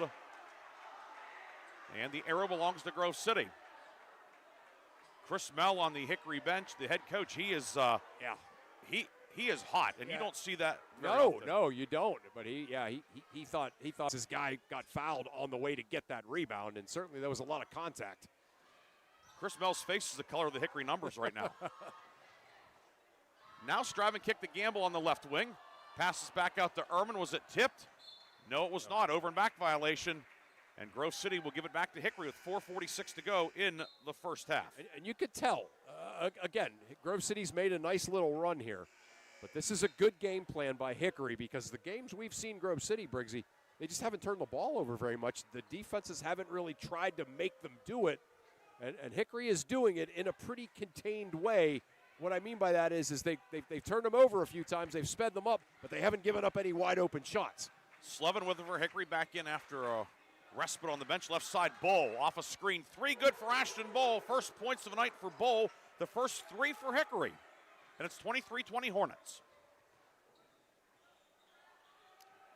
Ehrman, right of lane to Hathaway, who checked in up top. Naus three for the tie, no good. Fisher the rebound. Fisher inside, up and good with the right hand. Fisher attacking the offensive glass, and Grove City's really done a good job on the offensive glass. They have. 23-22, Borowitz under the hoop to Mel on the near side. Mel running in the lane, up, rattles out, no good. Rebound, White puts it up, blocked by Fisher. Rebound grabbed by Ehrman. Wow. There's Fisher altering what should have been a wide open layup. Right corner, Osborne. Kyle Osborne to Fisher. Fisher between the legs with the dribble, guarded by Borowitz. Fisher lost the handle, dives on it, scramble. Grove City trying to get timeout. A jump ball was called first, and the arrow this time belongs to Hickory. Yeah, that's that Hickory pressure defense. Doesn't look like much, but they're just not letting them kind of relax, you know. Dissler back in for Hickory. It's Dissler, Slevin, Bull, Borowitz, and White. Grove City with Osborne, Naus, Hathaway, Fisher, and Ehrman. So Mayocker getting a break with two fouls. Slevin running the point. He has two personals. 3:30 to go in the half. 23-22, Hickory the lead. Hornets have led for most of the first half. Strip on the right of the lane. Naus knocked it away, and then a foul will be called, a loose ball foul. And who's it on? It's going to be on. It's going to be on Bull. And I think that Chris Mel. No, it's on Slevin, his third. Yeah, that's why. Yeah. And is it a bench warning, I believe? Yeah, bench warning. He was about to give him a technical, it looked like, but Coach Mel turned his back and walked away. But that's a tough break, right? I mean, it's just a loose ball that guys are going for. They're playing hard. And, maybe your key guard anyway gets his third foul that way. And, that's a tough one. 3:23 to go in the half. 23-22. Hickory the lead. Grove City the basketball. Osborne to Naus in the backcourt against full court man-to-man. Here's your depth for Hickory coming into play, Briggsy. Ehrman in the midcourt circle with it. Ehrman near left wing. Looking for Fisher, knocked away. Borowitz from the backside knocked it out of there. And it will stay Grove City ball with 3:07 to go in the half. Yeah, Borowitz's blood is up. he's usually pretty kind of, stone-faced, and you can't tell what he's thinking. But Osborne looking, finds Fisher on the near left wing. Back to Osborne. Osborne deep three on the way. That's off the front of the rim, and the rebound yanked out of there by Mel for Hickory. Mel outlet ahead to Borowitz, streaking from the left wing, puts it up. No good. Rebound up and in as the follow by Jack White. Yeah, Jack White just kept playing hard. Went up there and got it. White's first points of the night, 25-22. Hickory back on top by 3 with 2:45 to go in the half. Gamble in the forecourt. Over to Ehrman, now right corner for Naus. Osborne right wing. Osborne to Gamble. Left side. Get it to Fisher on the block, and he's fouled. Borowitz, the reach in. Yeah. And for Borowitz, his first, team fourth. Yeah, that was the previous one that he knocked away where there was a lot of contact. It wasn't a foul. That one was because he was late. So good call both times on the Borowitz-Fisher battle. Mayacher in, Naus out for Grove City with 2:30 to go in the first half. Hickory 25, Grove City 22. Fisher finds Mayacher up top to Fisher on the set play. The inbounder left block up with the right hand. Back of the rim, no good. And the rebound grabbed by Mel. Mel's done a good job on the defensive really glass. has. He's got 4 already. Yep. Dissler left wing with it for Hickory. And out to Mel. Looks like Hickory may go to the 5-out motion, Chris. Yeah, I think it's a good idea. White up top, near right wing to Mel. Borowitz will reverse it on the left wing. Give it off to Ashton Bull, and Bull back out towards midcourt. Yeah, I mean, Grove City should not be able to press this much. Especially with Mayacher and Ehrman out there, both with 2 fouls. Right, yeah, I mean, just I say get a really good shot out of it here. Bull left corner to Dissler, guarded by Osborne. Now back out to Mel between the circles. Mel working on Gamble. Mel lob to Borowitz on the block, and offensive foul will be called as Borowitz puts the shoulder into the torso of Mayacher, and that's number 2 on Borowitz. Yeah, I mean, Coach Kwalik said they were going to be hunting that with both of the big men for Hickory, with Mayacher guarding them when they put that shoulder down. And both big men have 2 fouls in the first half. 2 for Borowitz, 2 for Kovac. Of course, Slevin 3. Yep. On the Grove City side, Mayacher and Ehrman with 2 each. Yep. And Ehrman will bring it ahead. Ehrman left of the lane, in on Bull. Pulls up left block. Up top, Osborne bouncing off his teammate Mayacher makes the catch. 1:20 to go in the half. Pass inside, batted away, loose. Still pinballing around. Osborne saves it, throws it in the backcourt. Fisher grabs it, and it is an over and back violation against Grove City. Second one we've had tonight. And because the ball was grabbed below the foul line, Hickory will inbound on the baseline. Yeah, how about that? Again, you just kind of look at this. There's a little bit of fatigue with Grove City coming in. We see Hathaway coming in for Mayacher. Mayacher exhausted, and it's because they have to work so hard on offense just to make passes. Inbound coming from Mel, looking, finds Borowitz on the right wing. Borowitz guarded by Ehrman. They get left corner to Dissler, and back to Mel with 1:05 to go in the half. And of course, the intermittent schedule. Again, the teams have played a lot of games with just the intensity, the energy, the excitement. Yeah, it's so easy to burn up the fuel tonight. Right, that's it. Yeah, no question. Mel around a screen to Borowitz up top. 50 seconds to go in the half. Hickory 25, Grove City 22. Mel left wing, guarded by Osborne. Mel with the right hand back towards the midcourt circle. Now Dissler with it. Grove City has a foul to give if it comes to that. Dissler left elbow, bounce pass to Borowitz, back to Dissler, gives a ball fake, kicks it up top to Mel, and the Hornets will reset. Yeah. Don't make Borowitz have to play defense again this half. That's what I would do. Pull it out. Don't make Borowitz have to play defense again this half. 17 seconds to go. Bull being face guarded by Hathaway away from the ball. Yeah, frustrating him too. 13 seconds to go. Yep. Mel on the near side. Love it. Into the high post for Borowitz. Borowitz, right elbow, kick it near side to White. White on Ehrman, 10-foot pull-up on the way. Got it. Jack White sticks the mid-range jumper, and that puts an exclamation point on the end of the first half. Jack White, the final 2 field goals of the half for Hickory, and he has given the Hornets a 27-22 lead at the intermission. Yeah, the 7-nation army of Grove City couldn't hold him down. He was terrific there at the end. 27-22 is our score at halftime. Hickory looking to pull into a tie for first place in Region 4. The Hornets are halfway there. It's Hickory 27, Grove City 22. Chris and I will come back with a first half recap on Sports Radio 96.7. Why is your auto loan not at Grove City Area Federal Credit Union? Seriously, why isn't it? If you financed your vehicle at the dealership, you're probably paying way more than you need. Refinance today and receive up to $100 from us. Lower your rate, shrink your payment, and smile more every month. It's fast and simple. For more details, go to gcafcu.org or text the word auto to 724-458-7520. The Grove City Area Federal Credit Union. Members of NCUA, an equal opportunity lender. I just bought a used car. As did I. Mine has a slight dent in the driver's side door and a few other minor scratches, but hey, considering the deal I got, I can live with a few imperfections. Well, I got the great price without the imperfections. Whoa, there's no way that's used.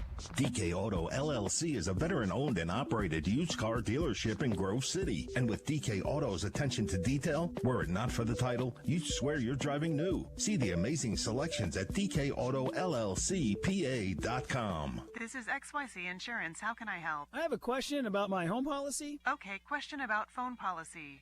Home policy. Okay, gnome policy. HOME, home. Technology is great, but sometimes it's better to talk with a real person. With Erie Insurance, you have a caring, independent agent who's with you from beginning to end. We don't have any HOMEs on record. Call Reinhardt's Insurance, 724-342-2291. Go to erieinsurance.com for company licensure and product details. Shell Restoration is now Shell Roofing and Exteriors, offering roofing, siding, windows, gutters, and decks, all with the quality you trust. Same team, new name, full exterior services. Shell Roofing and Exteriors is committed to quality service and trusted by Western Pennsylvania residents for 14 years. For quality craftsmanship and experience, contact Shell Roofing and Exteriors.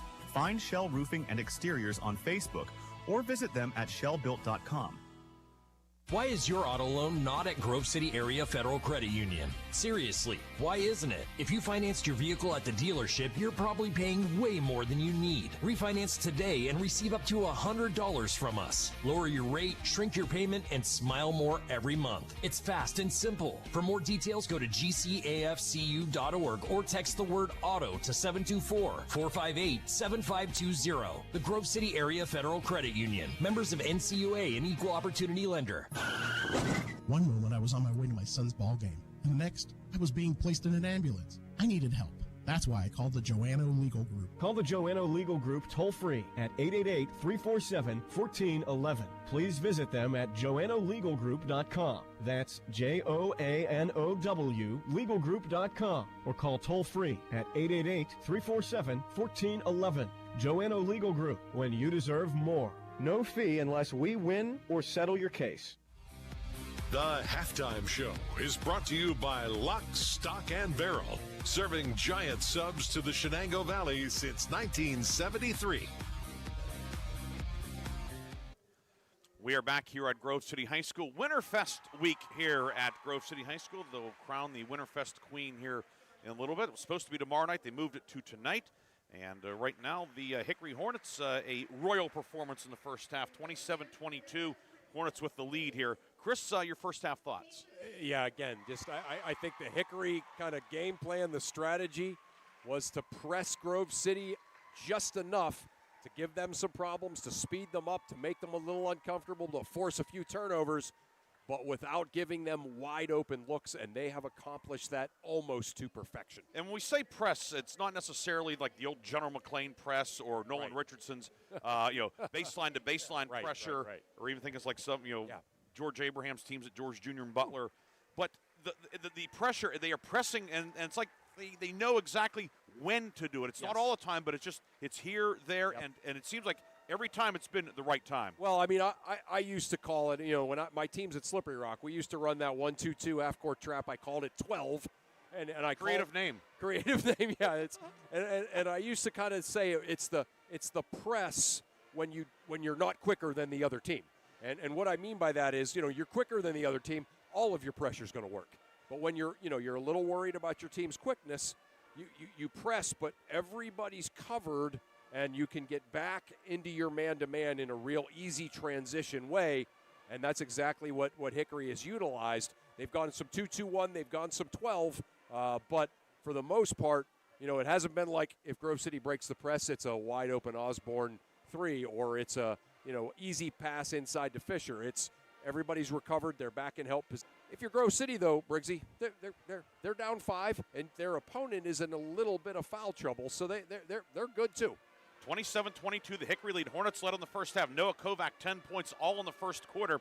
He has a couple of fouls, however, missed the latter portion of the second quarter due to the fouls. Trevor Borowitz with 5 points. He also has 2 fouls. Jack White scored the final 4 points of the half for Hickory. He has 4. Kyler Slevin, 4 points, but 3 fouls, and a couple of times a victim of circumstance, but 3 fouls for the number 2 scorer for Hickory this year, Ashton Bull, with 3.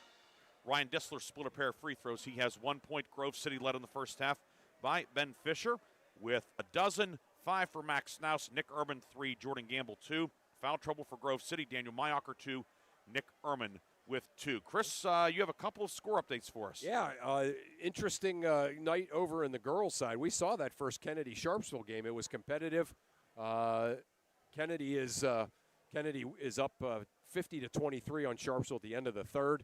And then Farrell, who had a tough loss just an evening ago, and Mercer, who had a great win a couple evenings ago. Farrell takes care of Mercer, 61-40 at Mercer, so a great win for the Farrell Steeler girls. Sharon is up 28-23 on Mercer. Is that a halftime score? Yeah, that is a halftime score. That's elsewhere in Region 4. Yeah.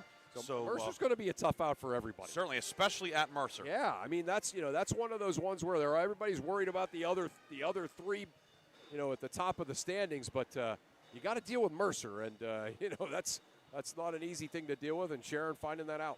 We will come back with the third quarter after this. Hickory leading at Grove City in this Region 4 matchup, 27-22. We'll have the second half after this on Sports Radio 96.7 and Sports Radio 96.7 Facebook Live. Shell Roofing and Exteriors, offering roofing, siding, windows, gutters, and decks, all with the quality you trust. Same team, new name, full exterior services. Shell Roofing and Exteriors is committed to quality service and trusted by Western Pennsylvania residents for 14 years. For quality craftsmanship and experience, contact Shell Roofing and Exteriors. Find Shell Roofing and Exteriors on Facebook or visit them at shellbuilt.com. Top Tier Federal Credit Union is now open at 2790 East State Street in Hermitage, near Cranex. Stop in or start your membership application online at toptierfcu.org. The credit union offers checking, savings, loans, and much more, and they incentivize you to do business with them with their special bonus dividend. Top Tier Federal Credit Union, everything banking should be. Personalized, simple, and member-focused. Now open at 2790 East State Street in Hermitage, near Cranex. Federally insured by NCUA, Equal Housing Lender. The third quarter is brought to you by Warner's Homes and Improvements, making dreams come true since 1958. Don't forget after the game, the Reinhardt's Insurance Player of the Game and the Lock, Stock, and Barrel Sub of the Game. That's coming up here in our post game. A couple of reminders. Tomorrow we'll be back here starting at 5:30. The Grove City boys will host Farrell at his varsity. Only 6 o'clock tip. 5:30 air on 790 WPIC, and we will simulcast for a while until 7 o'clock here on the FM, and then at 7 o'clock, Mark Slazak and Bob Greenberg they will take to the airwaves. They will have Lakeview at West Middlesex in boys basketball action tomorrow. We saw the first one. Yes, and it should be a lot of fun down at Middlesex. Reminder on Saturday, we have more great live sports action. Noon tip. The Pitt men's basketball team, nice win in overtime over Wake Forest last night. Yeah. Panthers go down to Little John Coliseum to take on Clemson, and that'll be a noon tip. And then at 3:30, the Pittsburgh Penguins taking on Mike Sullivan and the last place New York Rangers. 3:30, they'll drop the puck in Pittsburgh. Penguins, second place in the Metro Division, firmly it's entrenched amazing. in the playoff race in the Eastern Conference. I love it. I love it that the Pens have kind of had a little bit of a bounce back season. Maybe get the big three one last run, huh? And but right now second and playing really good hockey. That trade for a couple of trades they've made, getting Stuart Skinner and Brett Kulak from Edmonton for the mercurial Tristan Jarry. Both goalies have been up and down in their careers, but a trade that's worked out well for both. And the Penguins playing good hockey under first-year head coach Dan Muse. Yeah. Grove City will have the basketball. Speaking of teams in black and gold, moving left to right. Eagles are in the white, black numerals and letters, old gold and black trim. Hickory in the steel-colored jerseys, red numbers and letters, and red trim. Mayocker on the near right wing to Naus. Inside, Fisher flashes wide open. Layup was good. Good start to the second half for Grove City. Yeah, great little quick hitter there with setting that back screen, and you had both guys with foul trouble for Hickory being guarding that screen. So a great job by Coach Qualick. Good execution by the Grove City players. Fisher with 14. Now we get a first look at Hickory on offense. The 3 by Bowl, top of the key, no good. Rebound tipped out back to Bowl near the volleyball line, and Hickory will try it again with 7:25 to go in the third quarter. Hornets have it on the near wing against Grove City's man-to-man. Cross court, Slevin with it. Slevin around a Kovac screen. Back to Mel left side. Mel to the left block. Runner right hand, scoots out, no good. And Fisher with a strong rebound, battling inside against Kovac. Yeah, I mean, they like that matchup for Mel. Fisher driving in, he'll go all the way. Runner with the right hand off the back of the rim, no good. Kovac the rebound. Fisher aggressive move, but couldn't get it to go. And now here comes Hickory. Borowitz left block, posting up on Mayocker. Ball stripped away by Naus, but it comes to Mel. Back left corner for Slevin. 3, Slevin rims out. Wow. Oh, good. Weak side rebound. Kovac battling. It goes out of bounds. And it will be Grove City ball with 6:44 to go in the third quarter. I think it hit Kovac's leg on the hustle over there. He hustled over there, just couldn't get the hands up in time, and it went off his knee that we've talked a lot about tonight. The knee, which was scraped up. He still has the wrapping around the right knee. The Band-Aid that was on his left index finger knuckle is gone. Yeah. Fisher working on Kovac. Fisher driving in, up and good with the right hand. Back-to-back hoops for Ben Fisher. Yeah, I don't think there's anything Kovac can do there, right? I mean, he cannot risk getting a third foul this early in the second half, and Fisher knows that. They just cleared it out and said, go to the hoop. 27-26, 1-4 high set for Hickory. Slevin, 3 on the way, short, no good. Osborne tips the rebound to Fisher. Now here comes Grove City, a chance to take the lead. Fisher with it. Fisher into the lane, lowers the shoulder up with the right hand, no good. Rebound Borowitz, outlet down court to Mel. Mel in on Osborne, and a foul will be called on Osborne. Mel will shoot 2 with 6 minutes to go in the third quarter. Yeah, really good outlet. Way to run the floor by Chris Mel. Probably should have just stayed on the left side. He tried to go right side to make sure that he got the foul. He probably could have just run right through it and made the left-handed layup and maybe got the and one. Mel has been to the line 11 times this year, matching his jersey number. He's 3 of 11. And 3 of 12. Yeah, he's had a lot of opportunities tonight, but just a couple things not going for him. He's played well, just the ball hasn't found the bottom of the net. Line to the left for Mel. Lefty puts it up, and good. First point of the night for Christopher Mel. And it's 28-26 with 6 minutes to go in the third quarter. And the clock is not running. Oh, boy, that's a big deal in this game. Outlet down court. Wow. Left corner, Osborne 3 on the way. Good. Kyle Osborne hits the 3. The game clock's still not running. The clock that's on your screen is unofficial. What is official? Kyle Osborne hitting the 3. How about that? About a 20-second possession that results in a Kyle Osborne 3 when the clock didn't run. 29-28, Grove City with the lead. Slevin, 17-footer, got it. And are they going to have, is it a flop warning? Did he really just call a flop warning? I think when they did. Trevor Borowitz hit him. Did that really just happen? Oh, boy. 30-29, Hickory back on top. Slevin hitting the long 2. Slevin was 6. Oh, boy. I think we were all caught up in everything else ongoing. There's been a lot else ongoing tonight. Yeah, I mean, when Borowitz hits you, you don't flop, you fall down. Yeah, you watch guys in the football field hit from his outside linebacker spot. Fisher, baseline jumper, no good, and Borowitz grabs the rebound, then a foul will be called on Mayocker. Oh, boy. Needed that one to go on Fisher, and they're going to call it on Mayocker instead. His third, team second. Ooh. Yep. When Trevor Borowitz screens you, yeah, I mean, he can loosen your molars. I get calling the flop. I get, like, kind of breaking that out to give everybody the reminder, but calling it after Trevor Borowitz runs someone over is probably not the time. Jack Hathaway in for Grove City, replacing Mayocker. 30-29 Hickory, 5:13 to go, third quarter. Slevin left corner with it. Finds Borowitz on the left wing, guarded by Fisher. Now back out to Slevin. Kovac wants the ball. He's guarded by Ehrman. Slevin driving kick right wing to Mel. Mel into the lane. Mel with the right hand, up and good. Chris Mel, the lefty, going to the right hand. His first field goal of the night. I think Mel needs to do more of that. They're basically not guarding him. 32-29. Nouse between the circles, left side to Ehrman. Ehrman with it. Back out to Nouse. Now the Eagles will reverse the ball to the right side for Osborne. Guarded by Mel. Lob inside for Fisher. Reverse layup with the left hand is good. Ben Fisher with 16. Another great pass by Kyle Osborne the same way to Fisher. Check that, 18. And then a shot inside, a foul. Osborne tried to block the shot, but he fouled Slevin, and Slevin will shoot two. Kyle Osborne, his third of the night. Or it's on now, so that's a break. They didn't call it on the block. They called it on the floor, or kind of on the. Yeah, I thought that's what they called, because the block was, pretty obviously clean. Slevin line to the left. First one is good for Kyler Slevin. 7th point of the night for the sophomore Slevin. Slevin on the season, 69% coming in. Half the way out for Grove City. Gamble back in.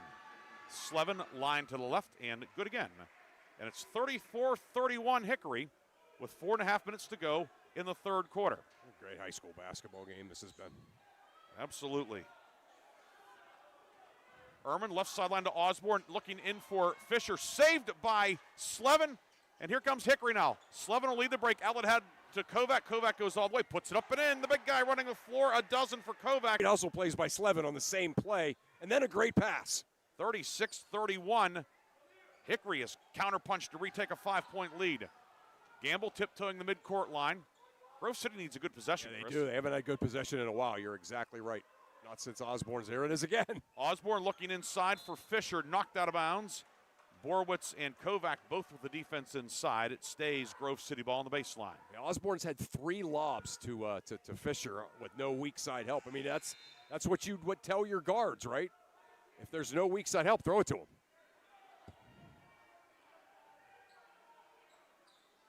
Mayocker returns for Grove City. Mayocker finds Fisher in the foul circle. Fisher, jumper on the way, and good.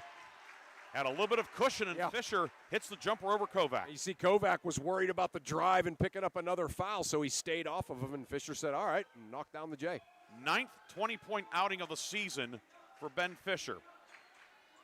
3:22 to go. Slevin left of the lane. The mid-range jumper rattles out, doesn't go.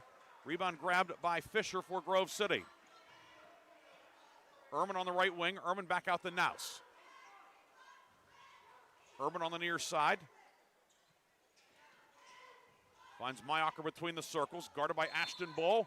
And away from the ball, a moving screen will be called on Osborne. There's number 3 on Osborne. The team's 4th also. So Osborne and Mayocker both with 3. The foul trouble was on the Hickory side in the first half, but it has swung to Grove City in the second half. Certainly has, yeah. Yeah, just one of those kind of 2 ships crossing in the night. Offensive foul on the screen there. Mel finds Kovac top of the circle. Borowitz left the lane, in on Mayocker. Takes it up with the right hand and good. Borowitz, first points of the second half. And what do we have? Yeah. I think they're going to get Mayocker because he tried to take the charge. The officials are going to get together. They had the flop warning earlier. Now, is that going to be a technical? Yeah. Hey, where was this flop warning when my teams used to play in this gym? Where was this flop warning when my teams used to play in this gym? And bench warning now on Chris Kwolek. Yeah. Again, I don't like criticizing these guys, but flop warning, it needs to be really dramatic. It's to kind of pull it out the 2 times that they have is pretty silly. First one good for Slevin. It was both times getting hit by Borowitz. Yeah, I don't like. What are you supposed to do? He's knocking people into next week, and they're calling a flop warning. That's not what that's designed for. It's designed when you get, when there's no contact. So now the flop warning, does that count as a personal? I don't know. Yeah, I don't need. So both benches have gotten a bench warning. It's 40-33 Hickory with 2:46 to go in the third. They put the 5th team foul up on the board. Okay. Now, if it's on Mayocker, it would be his 4th. The scoreboard still says 3. Okay. But 40-33.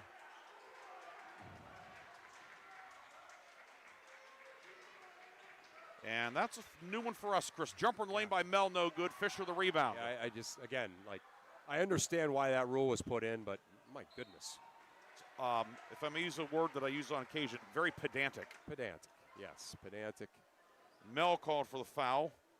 Yeah, it's like, hey, I got a new toy here, the flop warning. And, I mean, that's supposed to be, when you're, trying to get a charge when you play bad defense or something. Not when you get run over by an all-state football player. Foul was on Christopher Mel at midcourt, his 2nd, team first. 2:20 to go in the 3rd quarter. Hickory's opened up a 40-33 lead after Grove City had a brief lead, and now's called for the travel back near midcourt. Yeah, and again, we're at the point here where there's been enough questionable calls against Grove City that everybody's losing their mind every time, but that was good defense by Hickory. They stepped into the passing lane, and that's when Nouse maybe took that shuffle. Slevin over the timeline, 40-33 Hickory, 2:05 to go in the 3rd. Borowitz between the legs with a dribble up top for Kovac. Near left wing to Slevin. And now an illegal screen is going to be called on Kovac. And Kovac picks up his 3rd, team 2nd. If you put a piece of coal between Chris Mel's upper teeth and lower teeth, you'd have a diamond in about 5 minutes. Yeah. 2 minutes to go in the 3rd. I'd Kovac out, White back in. I'd be having some trouble if I was in either of the other Chris's spots tonight, too. For a long time, you had the bench rule, too. I know. You'd been kicking those bleachers to the rock box. Yep. Fisher back to the basket, shovels it out to Osborne up top. Kyle Osborne, 3, and an illegal screen will be called on Fisher. The shot was no good from Osborne. It's Fisher's first, and it will go back to Hickory. Yeah, I mean, the problem now with some of these is that the players don't know how to play now. You know what I mean? They've now gotten into their heads. Dissler back in for Hickory. 1:39 to go in the 3rd. It's 40-33 Hickory with the lead here at Grove City. Borowitz up top. Ball knocked away by Mayocker. Mayocker dives in there. Borowitz on top of him. And then a foul will be called. And now a technical on the Hickory bench, too. So I don't know if it's on one of the coach assistants or on Chris Mel. It was on Coach Mel because he kind of came running at the action. So Borowitz will get the foul, the common foul, his 3rd, team 3rd, and then Chris Mel is going to get a T with 1:31 to go. Wow. And he, like you in your day of coaching, will be sitting on the bench. Sitting on the bench, yes. So we have a minute, 31 to go in the 3rd. And now the lights have gone out again. Chris Oh, boy. And so there's a switch over there. Right. It doesn't have a key apparently, and there's somebody with a photographer. Yeah, there's some student photographers over there. So Kyle Osborne, Casey Young's telling him to get away from there. I mean, this is. I looked outside. The moon was not full. It was like a 3/4 moon tonight, but this is a full moon night. Yeah. So the technical foul on Chris Mel, the coach, not the player. Yeah. But it's. I don't, And again, I don't like talking too much about it, but there is definitely a different style of officiating in Venango County and up that way than there is in Mercer County, particularly off the ball. And most of these calls that have gotten the coaches crazy have been away from the basket. And we have a timeout taken by Grove City. I think we all need a break. Yeah. 1:31 to go in the 3rd. Hickory on top, 40-34 on Sports Radio 96.7.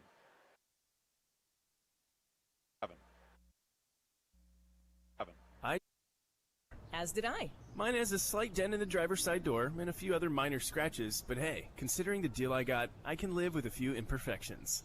Well, I got the great price without the imperfections. Whoa, there's no way that's used. DK Auto LLC is a veteran-owned and operated used car dealership in Grove City. And with DK Auto's attention to detail, were it not for the title, you'd swear you're driving new. See the amazing selections at DKAutoLLCPA.com. The third quarter is brought to you by Warner's Homes and Improvements, making dreams come true since 1958. Both teams are in the bonus for the final minute and a half of the third quarter. Hickory 40, Grove City 34. Ryan Briggs and Chris Burtch with you tonight. A spirited one, as you'd expect. Yeah. And Hickory comes out in a 2-3 zone, Chris. Yeah, it's to protect some guys. Mayocker far block. Mayocker looking, finds Naus left of the lane. Jumper up and good for Max Naus. Naus first points of the second half. 7 for Naus. Yeah, great ball movement there to kind of bust the zone. The lead whittled to 4, 40-36. Grove City got 1 point on the technical free throws and the Naus jumper. Driving in is Slevin up with the right hand, and he'll be called for the offensive foul. Wow.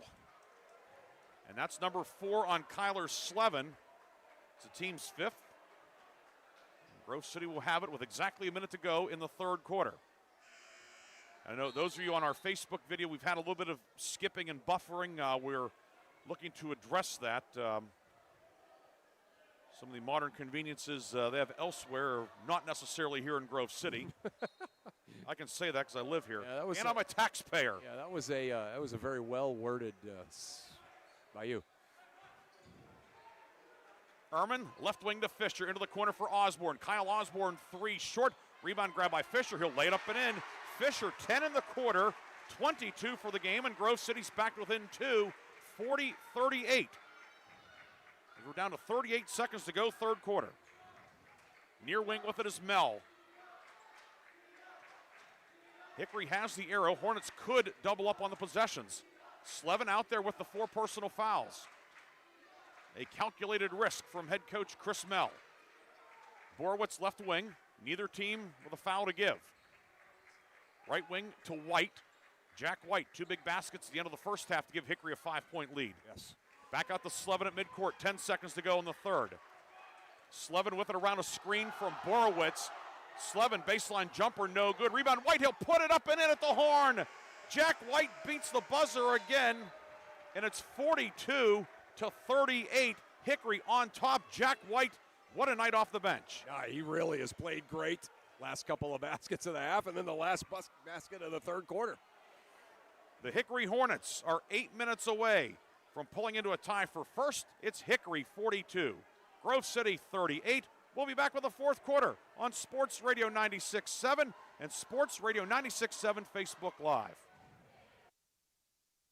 When it comes to your heart, every beat counts. That's why Sharon Regional and Independence Health System have joined forces to bring world-class heart care to Mercer County. From life-saving interventions and treatment, cardiologists are on site when you need them because your heart deserves the best. Learn more about the Sharon Regional Heart and Vascular Center. Visit SharonRegionalHealthSystem.org or call 724-983-7200. Sharon Regional Health System, continuing the legacy of healthcare in our community. Looking for a place where you or a loved one can thrive with a community that cares? Discover the Ridgewood at Shenango Valley, where independent living meets peace of mind. Our private apartments offer the freedom to live on your terms with personal care and daily assistance available if needed. Short-term stays are also available. For more information or to schedule your in-person tour, visit rwsv.org or call 724-347-0998. The Ridgewood at Shenango Valley, where comfort, care, and community come together. Equal housing opportunity. The fourth quarter is brought to you by Shell Roofing and Exteriors. Discover more today at shellbuilt.com.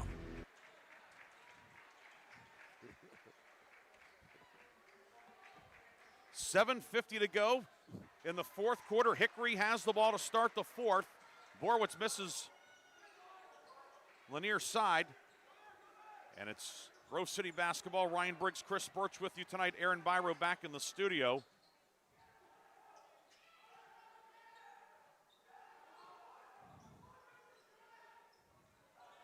Osborne in the left corner with it. Osborne skip back right side to Hathaway. They reverse it up top to Mayocker.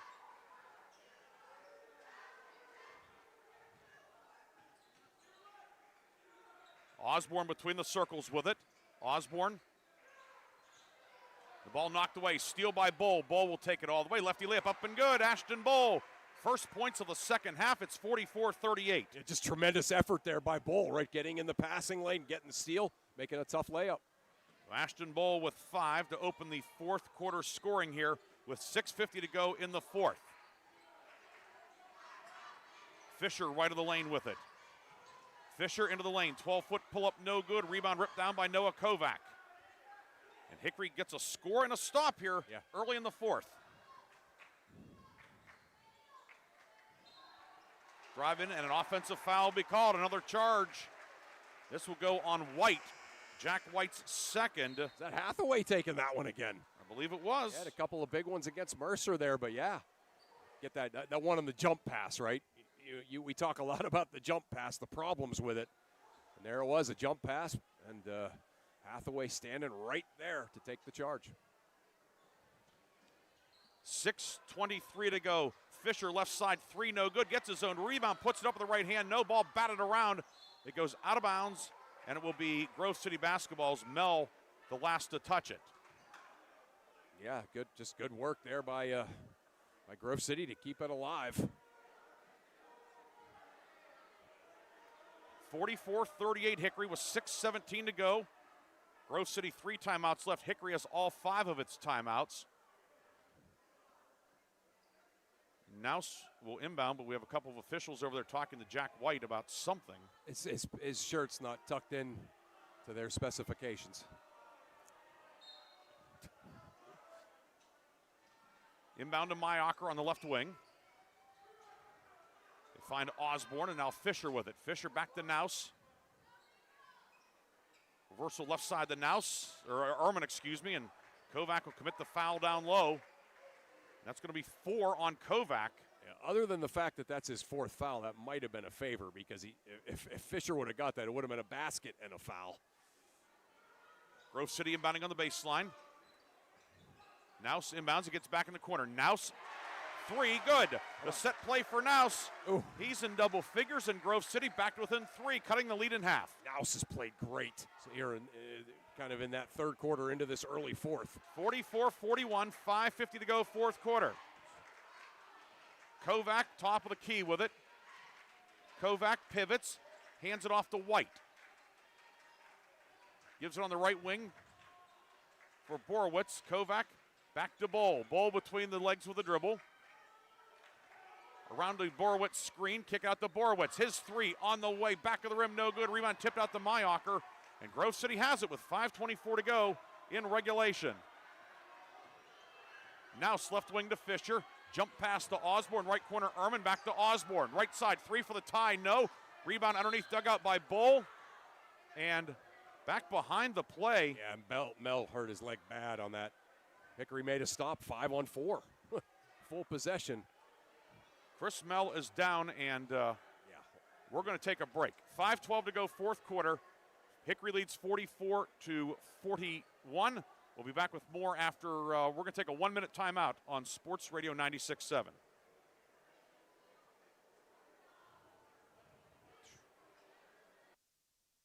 Seriously, why isn't it? If you financed your vehicle at the dealership, you're probably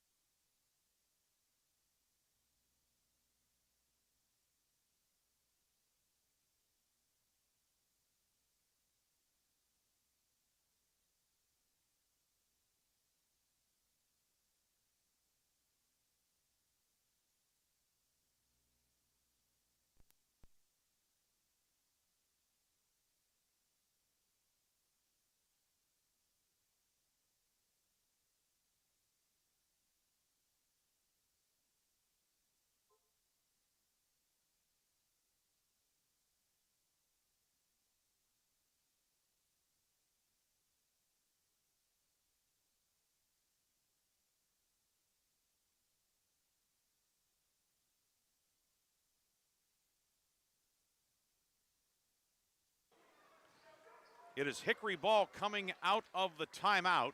The injured Chris Mel helped off. There we go, and We had a connection issue between there. Lots to iron out here coming down the stretch. Most importantly, Hickory has a 44-41 lead with 4:54 to go, but the Hornets battling foul trouble. And without one of their main guys out there. Now Jack White will be called for an illegal screen away from the basketball. That's White's third, team third. Hickory needs to stop doing that. You know what I mean? Like they're running into those screens on their base offense. They're going to call it tonight. Stop doing it. Near right wing, Osborne with it, finds Fisher on the block to Ehrman. Ehrman back to Osborne. Osborne 3 for the tie. That one's long, no good. Rebound loose, and Kovac battling for it and digs it out for Hickory with 4:30 to go in regulation. Hornets down inside. Bull up with the right hand, no good. Rebound, Kovac had it, lost it. It's tipped around. Grabbed by Nouse. Here comes Grove City, 2-on-1. Ehrman driving in. Righty layup, he missed it. Borwitz the rebound, and now Hickory with numbers back the other way. 4:13 to go in regulation. Left corner, Bull 3 short. Rebound, Nouse, and Borwitz battling for it. It's out of bounds, and it will be Hickory basketball with 4:08 to go. See, Bull never caught that. That's a shot he makes 9 times out of 10, but he did not have it kind of caught before he had to shoot it. Kovac receives the inbounds. Near corner with it is Bull onto the block. Borwitz, reverse layup. It is blocked by Nouse, and Fisher the rebound. So Grove City gets a stop with 3:55 to go in regulation. Big rebound by Ben Fisher. He is something. Grove City 3 timeouts left and the arrow. Hickory has all 5 of its timeouts. Ehrman to Fisher, working on Kovac, who has 4 fouls. Bull knocked it away. Bull with a steal for Hickory. Big defensive play, maybe the defensive play of the night so far. And timeout Hickory. Hornets will take one of the 5 remaining timeouts. It'll be a 30-second timeout. We'll take it as well with 3:36 to go. Hickory 44, Grove City 41 on Sports Radio 96.7. Energy Group is the leader in residential and commercial fuel delivery. For over 50 years, they have provided quality heating oils, propane, heat, gasoline, diesel, and lubricants to western Pennsylvania and eastern Ohio, with 7 locations, including Newcastle, Grove City, Conneaut Lake, and Erie. The 21st Century Energy Group is your locally owned neighborhood fuel provider. Call them today for your home heating or commercial fuel needs at 1-800-922-5454. And don't forget to follow them on Facebook or visit them at 21stcenturyenergygroup.com. The fourth quarter is brought to you by Shell Roofing and Exteriors. Discover more today at shellbuilt.com. 3:36 to go in regulation. Hickory with a 44-41 lead here at Grove City, and the Hornets have the basketball coming out of the timeout. Kyler Slevin near side with Nouse all over him, and Nouse will be called for the foul. For Max Nouse, his 3rd, team first. Foul situation for Grove City. Nouse, Mayocker, Osborne 3. For Hickory, Kovac 4, Slevin 4, White and Borowitz 3. Hickory has also lost Chris Mell, presumably for the night due to an ankle injury moments ago. Yeah. Kovac left corner with it. Well, Mell's made his way back to the bench area. Yeah, he's walking pretty well. He said, just hold your horses there, Briggs. Baseline jumper, Slevin, good for Hickory. Kyler Slevin, big shot for the sophomore. He's a big-time player. Double figures with 12. 46-41, 3:05 to go in the fourth. Ehrman to Fisher on the left wing for Grove City. Finds Mayocker up top, near right wing to Ehrman. And now they'll call the offensive foul on Fisher or Osborne. No, it was a screen. Yeah, it was that screen again. Osborne's 4th. I mean, here's what's happening tonight, Ryan. I can tell you this right now. This is the way they practice running their offense against the second team, right? And they've been allowed to do this in almost all of their games, so it's almost impossible to break the habit. And now we have another whistle away from the basketball, and Fisher's going to be called for a push. That's Fisher's 2nd, team 3rd. 2:47 to go. Considering that, the potential of needing to foul, maybe not the worst thing in the world there. No. Slevin to inbound. Timeout Hickory. Hornets could not get it in, and Hickory will take its 2nd 30-second timeout. So both teams with 3 fulls left. 2:47 to go. Hickory up 5 and with the basketball on Sports Radio 96.7. Top Tier Federal Credit Union is now open at 2790 East State Street in Hermitage, near Cranex. Stop in or start your membership application online at toptierfcu.org. The credit union offers checking, savings, loans, and much more, and they incentivize you to do business with them with their special bonus dividend. Top Tier Federal Credit Union, everything banking should be. Personalized, simple, and member-focused. Now open at 2790 East State Street in Hermitage, near Cranex. Federally insured by NCUA, Equal Housing Lender. The fourth quarter is brought to you by Shell Roofing and Exteriors. Discover more today at shellbuilt.com. Hickory ball, Slevin looking to get it in. He'll throw it back out towards midcourt where Bull makes the grab. Each team with 3 fouls in the quarter. Hickory with the ball, 46-41. Hornets on top here at Grove City. Ryan Briggs, Chris Burtch with you tonight. Borwitz trapped as Grove City into a half-court trap. And away from the ball, a foul is going to be called on Naus. Oh, boy. That's Naus's fourth, team fourth. Yeah, it's just an entirely different officiated game tonight than what these guys are normally used to see with the Mercer County crews. And you're wondering, it's Grove City and Slippery Rock this year. Yeah. On boys and girls basketball, they are drawing from Venango County. Right. I mean, it's habits. That was a move made up the ladder. Yeah. It certainly didn't have anything to do with, but it's habits, right? I mean, this is the way they're used to running their offense with these kind of bump screens and all of that. They practice it, and they've just been not allowed to do it tonight. Bowl to inbound on the baseline, finds Borwitz up top. 2:30 to go in regulation. 46-41 Hickory. Right side, Slevin with it. Slevin into the corner, out to Borowitz, and back to Slevin. Yeah, you can see Hickory maybe want to take some time off here. Use Slevin, Bowl, and White to really chew some clock up. Ball knocked away. It ends up in the front row. Ehrman tried to save it, but it will be Hickory ball far side with 2:13 left in regulation. It's normally where Coach Flynn would be sitting right now, but he's, of course, busy with the girls who got a nice 40-35 win over at Hickory tonight.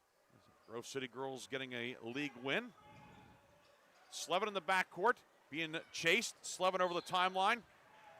And then a nickel dimer will be called on Max Naus. That's his fifth. So Max Naus becomes the first disqualification of the night.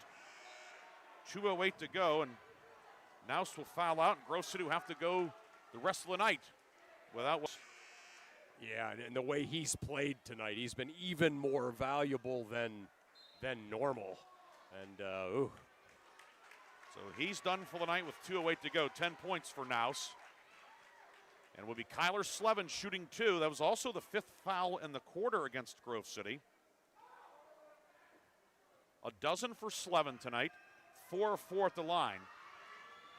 First one is up and good. 47-41.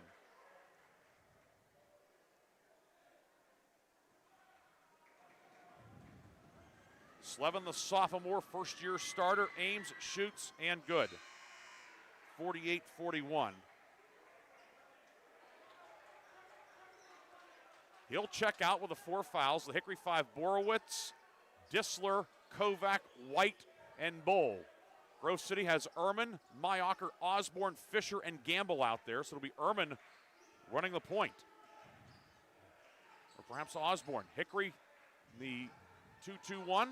Yeah, 2-2-1, just kind of controlling it. Now Fisher pulls up 3-point line, swings it to Ehrman. Left side 3 around the rim and out, no good. Rebound, Gamble underneath. Gamble puts it up, and he's fouled down low. A chance to cut into the 7-point margin with the clock stopped. Yeah, Gamble's done some great things off the bench tonight, right? Had that big layup in the first half, and that time that was a big-time move in there with both Kovac and pretty much the entire Hickory team all around there. Borowitz, Kovac. Fouls on Disler, his first team fourth. Gamble up, long, no good. He's now 3 of 5 at the lines. I feel confident saying these are the biggest free throws of the season for him. Yeah, I think you're correct there. Slevin in, Disler out as Hickory goes offense, defense with a substitution. Gamble, line to the right. Puts it up, and good. 48-42. Now Hathaway in for Gamble. As Grove City gets some more foot speed out there defensively. Yep, that's right. Defense, offense with those two.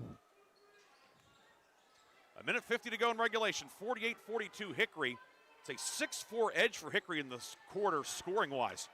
Slevin over the timeline. Grove City bench wanted a carry. Yeah, he comes close. He does. Slevin left side. Doubled. Near block to White inside for Kovac. Up and in. Noah Kovac. He had a big first half. Coming up big here down the stretch. How about that pass from Jack White? Little no-look pass in the paint. 14 for Kovac. 50-42 Hickory. A minute 20 to go. Hathaway to Ehrman. Ehrman around a screen from Fisher. Right wing to Mayocker. Mayocker, Fisher near side. The ball fake now backing in on Kovac. Up with the right hand, a lot of contact. Rebound, no. It'll be Grove City ball as Bull grabbed the rebound but had a foot on the baseline. Grove City keeps it with 1:06 left. Yeah, that was the right call. See it right from here. Gamble back in. Hathaway out. Timeout Hickory. Full timeout for Hickory with 1:06 to go. Can the Hornets pull it out? We'll find out when we come back. It's Hickory 50, Grove City 42 on Sports Radio 96.7. Roofing, siding, decks, and all of your exterior needs are expertly handled by Penn Ohio Roofing and Siding Group. Trust Penn Ohio Roofing and Siding Group to provide a customized solution that meets your specific needs and preferences. They are an A+ rated BBB company and offer Uniflex silicone roof coating systems. With a 5-star rating, their commitment to quality is unmatched. Visit Penn Ohio Roofing and Siding today at pennohiorc.com.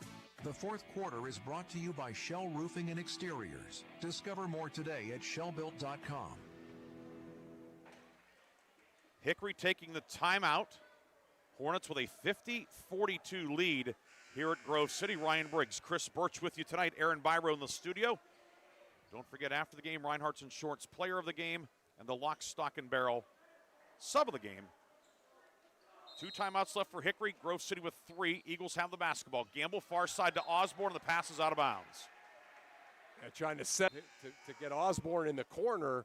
And then if they come flying out at him, you got Fisher coming off of that baseline screen. But it's a really tough angle to make that pass. That's the problem with that play. Inbound to Slevin in the backcourt. Slevin doubled. And a carry will be called on Slevin. So minute 1 to go. Okay. Gamble in, Hathaway out.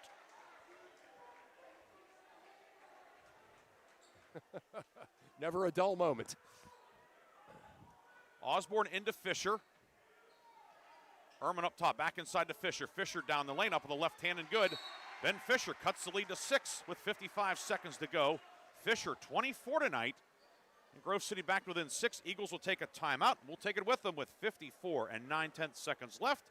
Hickory leads 50-44 on Sports Radio 96.7. Why is your auto loan not at Grove City Area Federal Credit Union? Seriously, why isn't it? If you financed your vehicle at the dealership, you're probably paying way more than you need. Refinance today and receive up to $100 from us. Lower your rate, shrink your payment, and smile more every month. It's fast and simple. For more details, go to gcafcu.org or text the word auto to 724-458-7520. The Grove City Area Federal Credit Union. Members of NCUA and Equal Opportunity Lender. The fourth quarter is brought to you by Shell Roofing and Exteriors. Discover more today at shellbuilt.com. 54.9 seconds to go. Hickory will have the basketball. Hornets can run the baseline after the made basket. Each team 2 timeouts. Both teams are over the foul limit. And if we have a jump ball, the arrow belongs to Grove City. White, Slevin, Borowitz, Kovac, and Bull for Hickory. Hathaway, Osborne, Fisher, Mayocker, and Ehrman for Grove City. And it will be Jack White to inbound. Grove City does not guard him. Into Borowitz, now back to White. White left-hand dribble, ahead to Borowitz. Borowitz doubled at midcourt, throws it ahead for Bull. It's deflected loose, and then a foul will be called in the scramble for the basketball. A loose ball foul. Looks like it's going to be on Mayocker. And indeed it is. Daniel Mayocker called for the foul, his 4th. And it will put Ashton Bull on the line to shoot 2. Bull, 5 points tonight. First trip to the line, he's 63% on the season. That was a great job by Bull coming back to the basketball. Sometimes you see players in a situation like that, they don't come back hard enough. Borowitz threw that pass. Bull recognized it was a toss-up and came charging back to get it. First one good for Bull, 51-44. Gamble back in for Hathaway on the Grove City side. So a 3-possession game right now with 46 seconds to go. Bull looking to give Hickory a little bit more breathing room. Ames, shoots, good. 52-44. Grove City quickly ahead. Ehrman on the near right wing. Up top for Fisher. And then a foul in the high post as Mayacher ends up spilled to the deck as Borowitz was battling with him. Borowitz will be called for his 4th. And Daniel Mayacher will shoot 2. Mayacher has not scored tonight. 12 of 24 at the line this year. About that, yeah. First one on the way. Rims out, no good. Hathaway for Gamble on the Grove City side. Remains an 8-point game. Hickory 4-4 at the line in the 4th quarter. And 9 of 10 in the second half. Wow, yeah, that's a big stat. Grove City's 2 of 6 after that miss. Rebound batted around, and Grove City grabs it, however. Ehrman to Hathaway, back to Osborne. Osborne 3, no good. Rebound Mayacher, stripped, got it back, put it up, no good. Ball batted around and grabbed by Slevin. Slevin ahead to Borowitz. Borowitz down the lane, lefty layup, up and good, and that'll do it. Trevor Borowitz scores in transition, 54-44. 20 seconds to go. Ehrman, left wing for Fisher. His 3 on the way, short, no good. Fisher grabs the rebound, lays it up and in. Fisher with 26. But it's 54-46 with 12 and a half seconds to go. We'll take our break. Back with a finish on Sports Radio 96.7. Shell Roofing and Exteriors, offering roofing, siding, windows, gutters, and decks, all with the quality you trust. Same team, new name, full exterior services. Shell Roofing and Exteriors is committed to quality service and trusted by Western Pennsylvania residents for 14 years. For quality craftsmanship and experience, contact Shell Roofing and Exteriors. Find Shell Roofing and Exteriors on Facebook or visit them at shellbuilt.com. The 4th quarter is brought to you by Shell Roofing and Exteriors. Discover more today at shellbuilt.com. Don't forget, tomorrow night on 790 WPIC, we will have Farrell at Grove City, 5:30 airtime, 6 o'clock. And Casey Young now being summoned over. And one of the fans is going to head out into the parking lot early into the cold Thursday night. Or maybe not. It's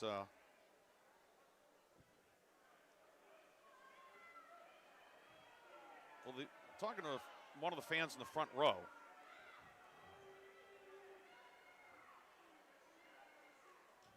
And, poor gentleman forgot his coat.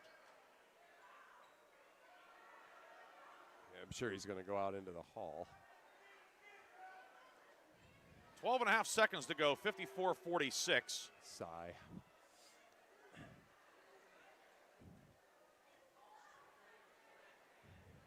And the fan, too, is longtime fan Denny Sansom, who he's been going to the game since James Naismith invented the game. I've never heard him say boo. No, and he's saying that. He's saying he didn't say anything. Give me a break. His son, Brian, when he was coaching basketball, might have said something. Yeah, I know. He said a few things.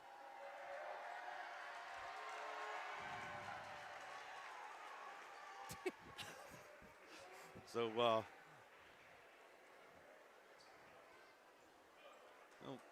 Denny will get a early head start on the trip back to South Center Street. Yeah, a little applause from the Grove City folks and a Bronx cheer from the Hickory folks.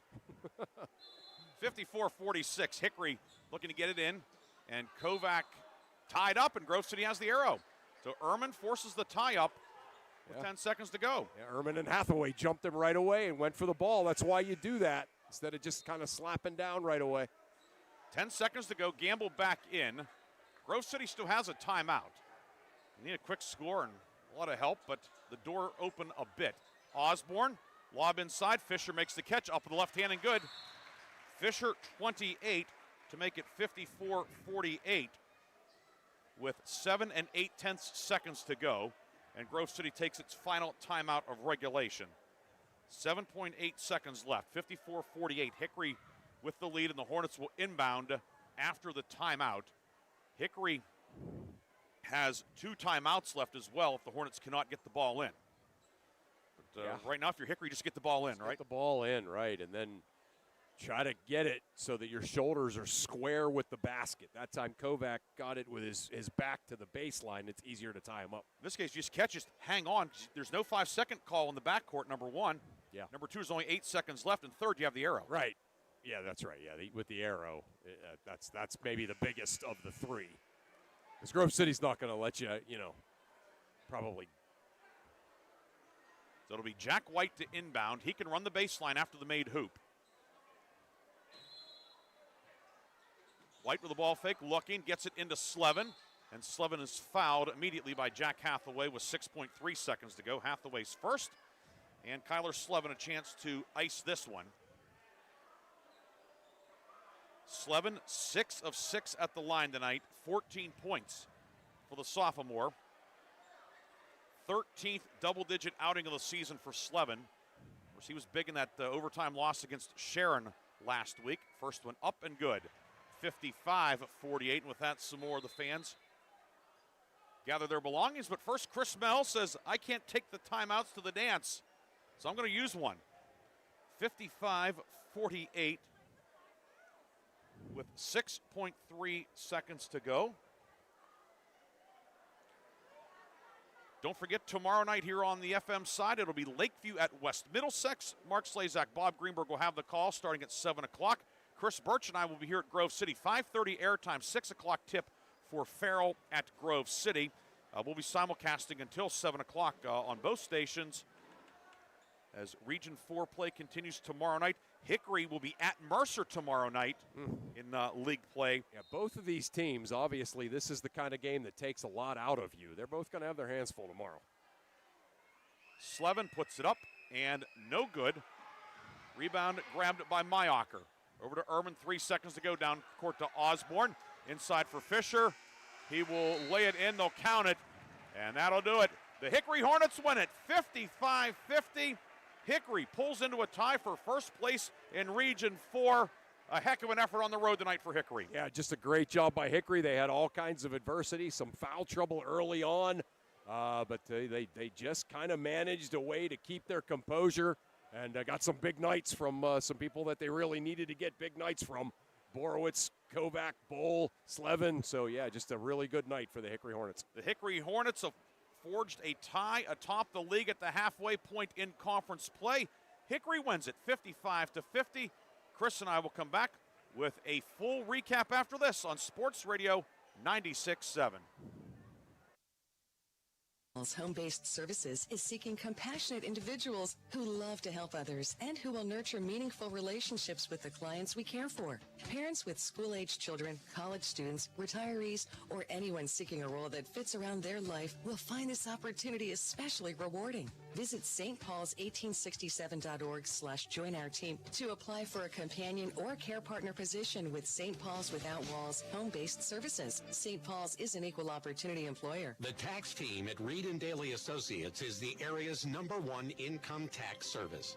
Reed & Daly built their practice one client at a time and are proud supporters of student athletes, boosters, bands, and other school activities to keep our diverse community moving forward.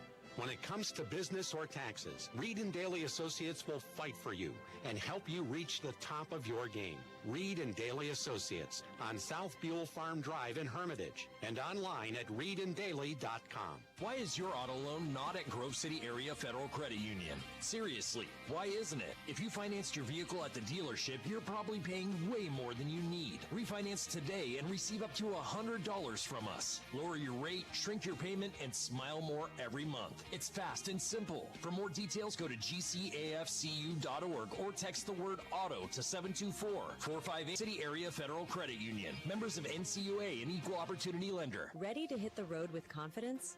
Mancino's Driving School is your go-to destination for top-notch driving education. Whether you're a teen or an adult, Mancino's experienced instructors ensure you're equipped with essential skills and safety tips. Offering flexible schedules and personalized lessons, Mancino's Driving School make learning to drive convenient and effective. Visit our website at mancinosdrivingschool.com to enroll today and begin your journey toward becoming a safe, independent driver. The Fifth Quarter Show is brought to you by Reinhardt's Insurance. Insurance solutions to help you accomplish your goals. And now, proud sponsors of the Player of the Game. We are back here at Grove City High School, where tonight the Hickory Hornets come to Grove City and pull out a 55-50 victory. Ryan Briggs and Chris Burtch with you tonight. Great crowd here on hand at Grove City. This is a game rescheduled from earlier in the week, and for the third time tonight, the lights have gone out in this gym. It's really not necessary either. Just stay away from the lights. Aside from that, this was a heck of a basketball game. A lot to unpack. Right. But the Hickory Hornets, they lost at home to Sharon last week, and of course, always the rule of protecting your home court. Yeah. Hickory coming here and winning tonight, that kind of offsets the home loss, if you will. They're back to the even mark, so to speak. That's a great way to put it. Yeah. And again, Coach Kwolek said it, and I mean, he didn't really mean it as anything like permanent, but what he said was pretty prophetic. And that he said basically Hickory has had our number, Sharon has had Hickory's number, and Hickory has had our number. And, it's just been one of those things where that really came true, here in the first way through the region schedule. But what's interesting to me, Ryan, is as you think about, again, the way that this game was, how intense it was, the, kind of the adversity that both teams faced, how exhausting this game was. They got to play Mercer and Farrell respectively in 22 hours or so, and that is not going to be that's not going to be a walk in the park for either of them, obviously, and neither one of them want to drop that game, because of the way this weird schedule worked out. And from the standpoint, Grove City's at home. Hickory's on the road again tomorrow night too. That's a great point, right? I guess you could say at least if you're Grove City. After kind of going through what they went through in tonight's game, at least they get to turn back around and be at home tomorrow. So, yeah, that is certainly a big deal. We're going to take a break. We'll come back with a scoring recap on our post-game awards. Hickory winner 55-50 on Sports Radio 96.7. In 1973, Lock, Stock, and Barrel opened their doors and served their first of over 3 million giant submarine sandwiches. They still serve 42 whole subs on 15-inch buns. Lock, Stock, and Barrel also offers burgers, specialty sandwiches, wraps, gyros, salads, wings, and even breakfast. Lock, Stock, and Barrel is a full-service deli with party rings and meat and cheese trays available. Located in Sharpsville Plaza in Sharpsville, they are open Tuesday through Friday from 9 to 7 and Saturday from 9 to 3, closed on Sundays and Mondays. Why is your auto loan not at Grove City Area Federal Credit Union? Seriously, why isn't it? If you financed your vehicle at the dealership, you're probably paying way more than you need. Refinance today and receive up to $100 from us. Lower your rate, shrink your payment, and smile more every month. It's fast and simple. For more details, go to gcafcu.org or text the word auto to 724-458-7520. The Grove City Area Federal Credit Union. Members of NCUA, an equal opportunity lender. Come on out to the Sharon American Legion Post 299 and enjoy bingo every Thursday and Friday. First number called at 6:45. Join us for trivia night every Thursday at 6 p.m. Our grill room serves up great food daily, and our kitchen is open Thursday through Saturday from noon to 9. We proudly welcome all veterans to our community.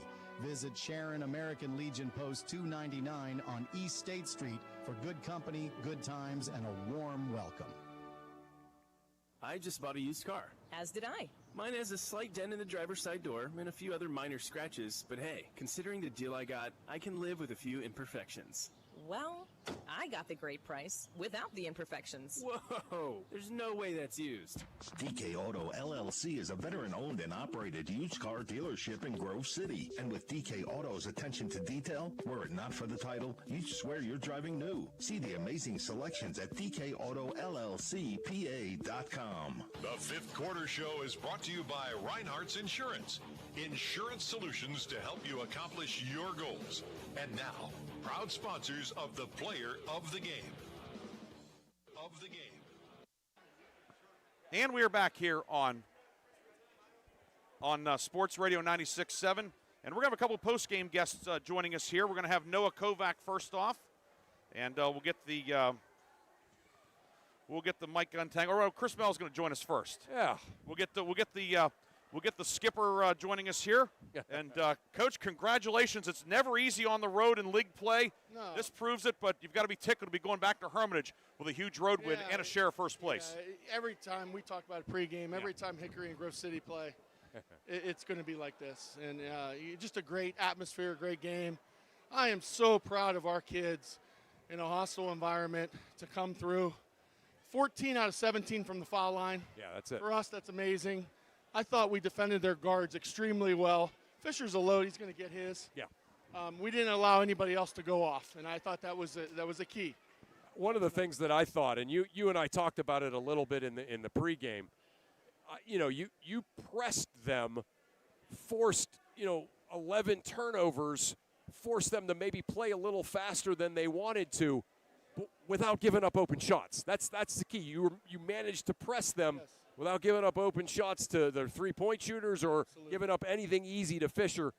That, to me, was like the key to the whole game. I agree. It starts and ends with defense, and just extremely proud. Defense wins, especially on the road.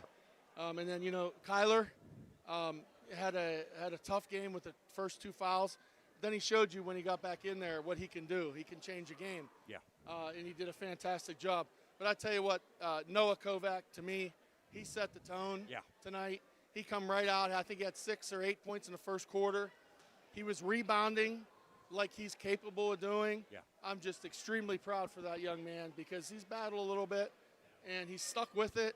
He got the nod tonight, and he made the most of it. So kudos to him, and kudos to all the players out there. Yeah, what I thought, again, just talking about those two is it was kind of like Novak was the guy in the first half, and then down the stretch, your guard Slevin kind of sealed the deal for you. We want him on the line. Kyler's very confident in his foul shooting in his whole game. Yeah. And he wants the basketball. He tells me that. I got it, Coach. Nice. So whenever you have a sophomore that does that, the future looks very bright. Thank you, fellas. I love you for you to talk to the guys. All right, thanks, Coach. We'll bring him up first. Yeah. Noah Kovac's going to join us. 14 points tonight. First half, second half, right? That's right, absolutely. That's very orderly. Yeah. Noah Kovac with our Chris Burtch. Noah, congratulations. You get the start tonight. Of course, you've played a lot of basketball, but there's always something special getting your name announced, coming out, the guys high-fiving you and all that.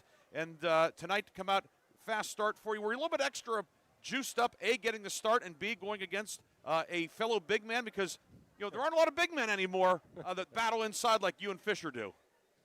Yeah. It was. Yeah. That's all right, eh? I got a real specific question for you. Yeah, it was good. So at the start of the game, you kept flashing to the high post, catching it in that elbow area. Nobody came out to take your shot away. You knocked the first 3 down. Was that like something you guys talked about pregame, or was that just you just made a read? Hey, he's not guarding me out here. I'm going to knock the shot down. I wasn't even going to read. Yeah. I would come out hot because these past couple games, I've been playing good, but I haven't come out hot like I did. I just got to find my shot and knocked it down and win. Nice that you and Trevor kind of got to take your turn on Fisher. Obviously, he had a good game, but it was nice that you guys were both able to you use up all of your fouls against him and at least try to keep him in check. Yeah, I could have guarded him a little bit better, but. Yeah, it's all right. Hey, you guys, he's a heck of a player, but you're a heck of a player too. Congrats on a great win, and let's bring Kyler Slevin in. We'll talk to you soon, Noah. Noah Kovac joining us, and now our Reinhardt's Insurance Player of the Game, Kyler Slevin, sophomore guard with a team-high 15 points tonight. 11 of those coming in the second half, 7 of 8 at the line tonight. Kyler, congratulations on a big road win. Thank you. For you, okay, this is a veteran team. When we look at the Hickory lineup, these are a lot of familiar names. Borowitz, Kovac, Dissler coming off the bench, Bowl, obviously, an all-region player last year.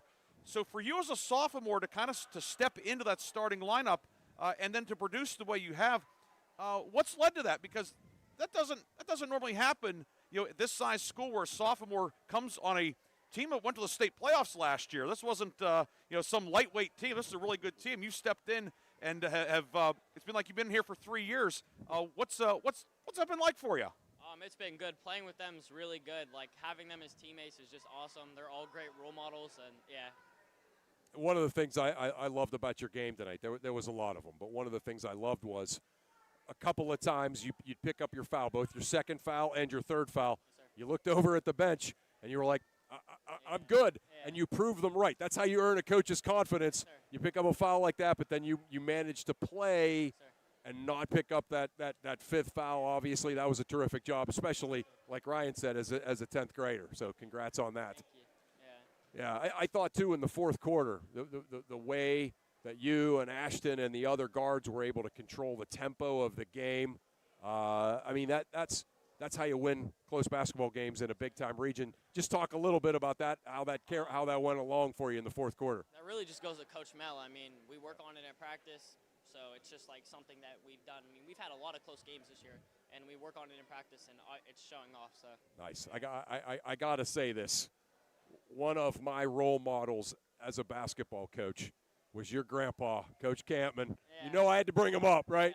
Yeah. And I just wonder, how much does he talk to you about your game now? Is he just kind of like a cheerleader, or is he giving you real good specific stuff? Yeah, he's usually up like 4 or 5 times a week with me. So, yeah, really great grandpa, really great everything. That's awesome. Yeah, that's awesome. We we think pretty highly of him, too, as a colleague of ours with radio, and just as, more importantly, someone that has been an influence on Coach as a coach and me just as a man. And I know that he's proud of you. We're happy for you. Congratulations. We will get you a T-shirt that fits. The new ones are coming in, right. But we'll drop them off at the school, or maybe next week. We definitely will see the Hornets again. Right. But Kyler Slevin, Reinhardt's Insurance Player of the Game, congratulations on an outstanding win on the road. Good luck tomorrow night. Not much time to celebrate this one, is there? No. Play again tomorrow. That's right, against a good team. So congrats. Great stuff. Yeah, we'll see you soon. All right, Kyler. Kyler Slevin is our Reinhardt's Insurance Player of the Game. And he will receive a customized T-shirt, courtesy of the Laundryman in Hermitage, a T-shirt that he can keep. We have the display unit right now until the new ones come in, but he will get one. We owe Ben Fisher a couple of them too. Yeah, right. Recently. Yeah. Ben's going to be able to wallpaper the house. Yeah. He made a strong bid for one tonight too. But tonight, Kyler Slevin is the Reinhardt's Insurance Player of the Game. 15 points, a game-high 15 for the Hornets. 11 in the second half as the Hornets get a 55-50 win. And that award is powered by Landmark Information Services. We're going to take our final post-game break. We'll come back with a scoring summary, our lock, stock, and barrel sub of the game, and scores from around the area. Hickory a winner tonight, 55-50 on Sports Radio 96.7.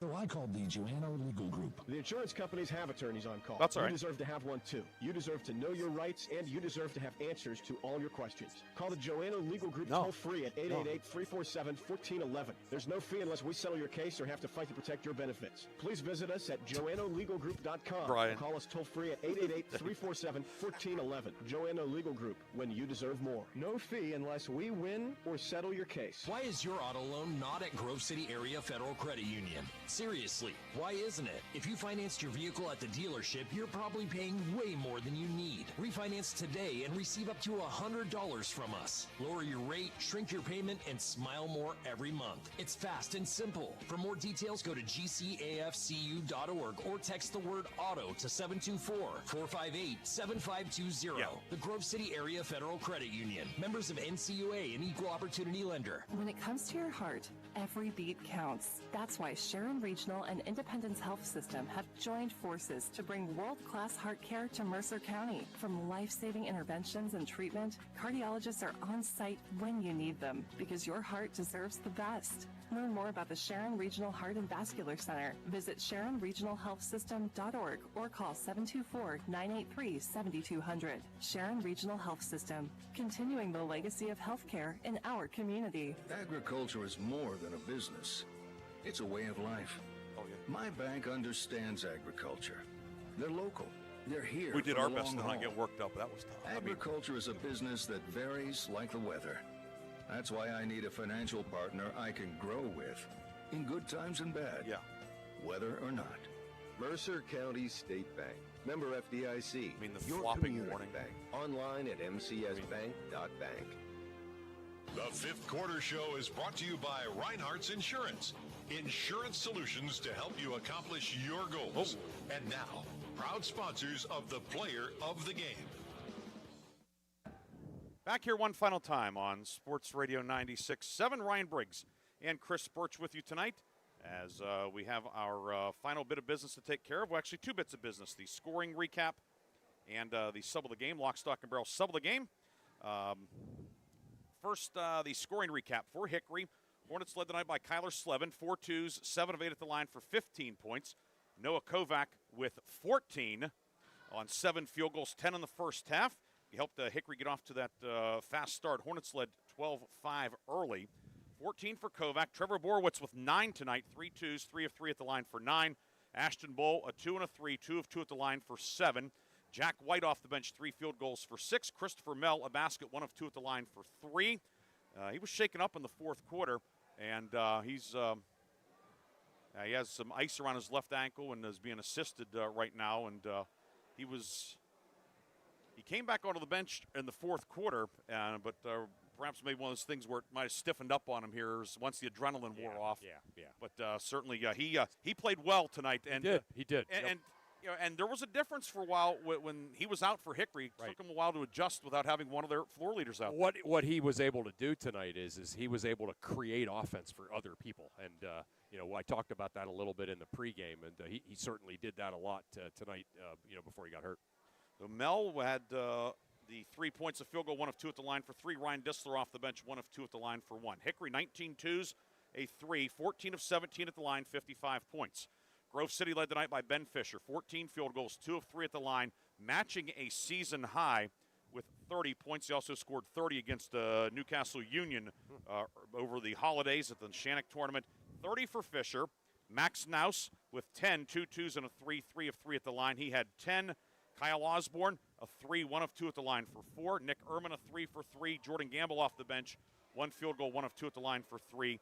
Daniel Mayocker, 0 for 2 at the line, did not score. Jack Hathaway did not score. Grove City, 17 twos, 3 threes, 7 of 12 at the line, 50 points. Hickory led 16-15 after 1, 27-22 at the half. Grove City briefly had the lead in the third quarter at 31-30, but Hickory led 42-38 after 3, and the Hornets win it 55-50. Hickory is 13-3 overall, 4-1 in the league. Grove City drops to 4-1 in the league, 11-6 overall. So right now at the midway point, Grove City, Hickory, Sharon, all 4-1 in the conference. Sharon won at Mercer tonight, 59-46. So those three teams all 1-1 against each other. Grove City in the second half has to go to Hickory in the finale on the 13th and to Sharon. So Grove City will be at Sharon on the 3rd and at Hickory on the 13th. Eagles do have Farrell, Slippery Rock, and Mercer at home in the second half. So kind of, I guess, balances out a little bit. But the Eagles, it's not an easy schedule. No. Starting with tomorrow night, playing 21 hours or so from now against that Farrell team. Ooh. And that'll be here tomorrow. 6 o'clock start tomorrow, and we'll have it on 790 WPIC. And Hickory, meanwhile, goes to Mercer. So that's no easy task either. No. Mustangs have been playing everybody tough and are certainly tough at home. Sharon beat Mercer tonight 59-46, by the way. So a three-way tie here in the league at the halfway point. Time now for the Lock, Stock, and Barrel sub of the game, brought to you by Lock, Stock, and Barrel in Sharpsville. And tonight we recognize Hickory's Jack White, 6 points off the bench. 2 big baskets at the end of the first half that gave Hickory that 5-point lead, and then he scored to beat the third quarter buzzer to make it a 4-point game. But with Hickory racked with some foul trouble throughout the night, Jack White came up big, doing not just the scoring, which certainly stands out, but Jack White, who has been starting, switching places with Kovac. Big night for Jack White off the bench. He's the Lock, Stock, and Barrel sub of the game. Basically, Hickory has 6 starters, right? Kovac won it the last time you and I called a Hickory game, and then White wins it tonight, and what a great luxury that is to have. Tonight's Lock, Stock, and Barrel sub of the game is Hickory's Jack White. He'll be entered into the Lock, Stock, and Barrel sub of the year competition. At the end of the season, we will recognize one of our local players as a Lock, Stock, and Barrel sub of the year. The sub of the year and his or her teammates will receive a sub, chips, drink, and dessert courtesy of Lock, Stock, and Barrel in Sharpsville. Congratulations to Hickory's Jack White, the Lock, Stock, and Barrel sub of the game. And that award is powered by Landmark Information Services. So Hickory wins tonight 55-50. And Chris, any final thoughts? No, just another great night in Region 4. I mean, this is what all of these games are. And it's just kind of a matter of surviving more of the ones than not surviving, and Hickory Hornets found a way to do that tonight. We want to thank the folks here at Grove City, Principal Dr. Brendan Smith, Athletic Director Casey Young. Thank you to everybody for their help here. Back in the studio, Aaron Byro producing our game and doing a great job as always. Thanks to Bob Greenberg, our sports director and sales manager. Well, Chris, we will regroup. We'll be back here tomorrow night, Farrell and Grove City, 5:30 airtime on 790 WPIC. So you be careful going home. Looking we'll forward do it again. Yeah, looking forward to it. Thanks for all your work, Ryan. For Chris Burtch, this is Ryan Briggs saying good night. The Hickory Hornets pull out a 55-50 win at Grove City, and you heard it here on News Talk 790 WPIC. Have a great night, and we'll talk to you tomorrow on your home for Super Bowl 60, Sports Radio 96.7. Brought to you by Bill McCandless Ford, the Reinhardt's Agency, Lock, Stock and Barrel, Meadville Medical Center, Shell Restoration, St. Paul's and Ridgewood Senior Living Communities, Grove City Area Federal Credit Union, Attorney Bill Motor, Top Tier Federal Credit Union, Sharon Regional Health System, dedicated to serving the community, Joanno Legal Group, UPMC Health System, Mercer County State Bank, Mancino's Driving School, Vay's Pub and Grill, the Sharon American Legion Post 299, Warner's Homes and Improvements, Hermitage Rotary Club, Mailer Insurance, DK Auto LLC, The Laundryman, Reed and Daly Associates, Minuteman Press in Hermitage, Penn Ohio Roofing and Siding, Sharon Community Health Center, and 21st Century Energy Group. Please thank this great group of sponsors for supporting all of our high school sports broadcasts all season on News Talk 790 WPIC on Sports Radio 96.7. This is of high school sports. We now join our regularly scheduled program already in progress.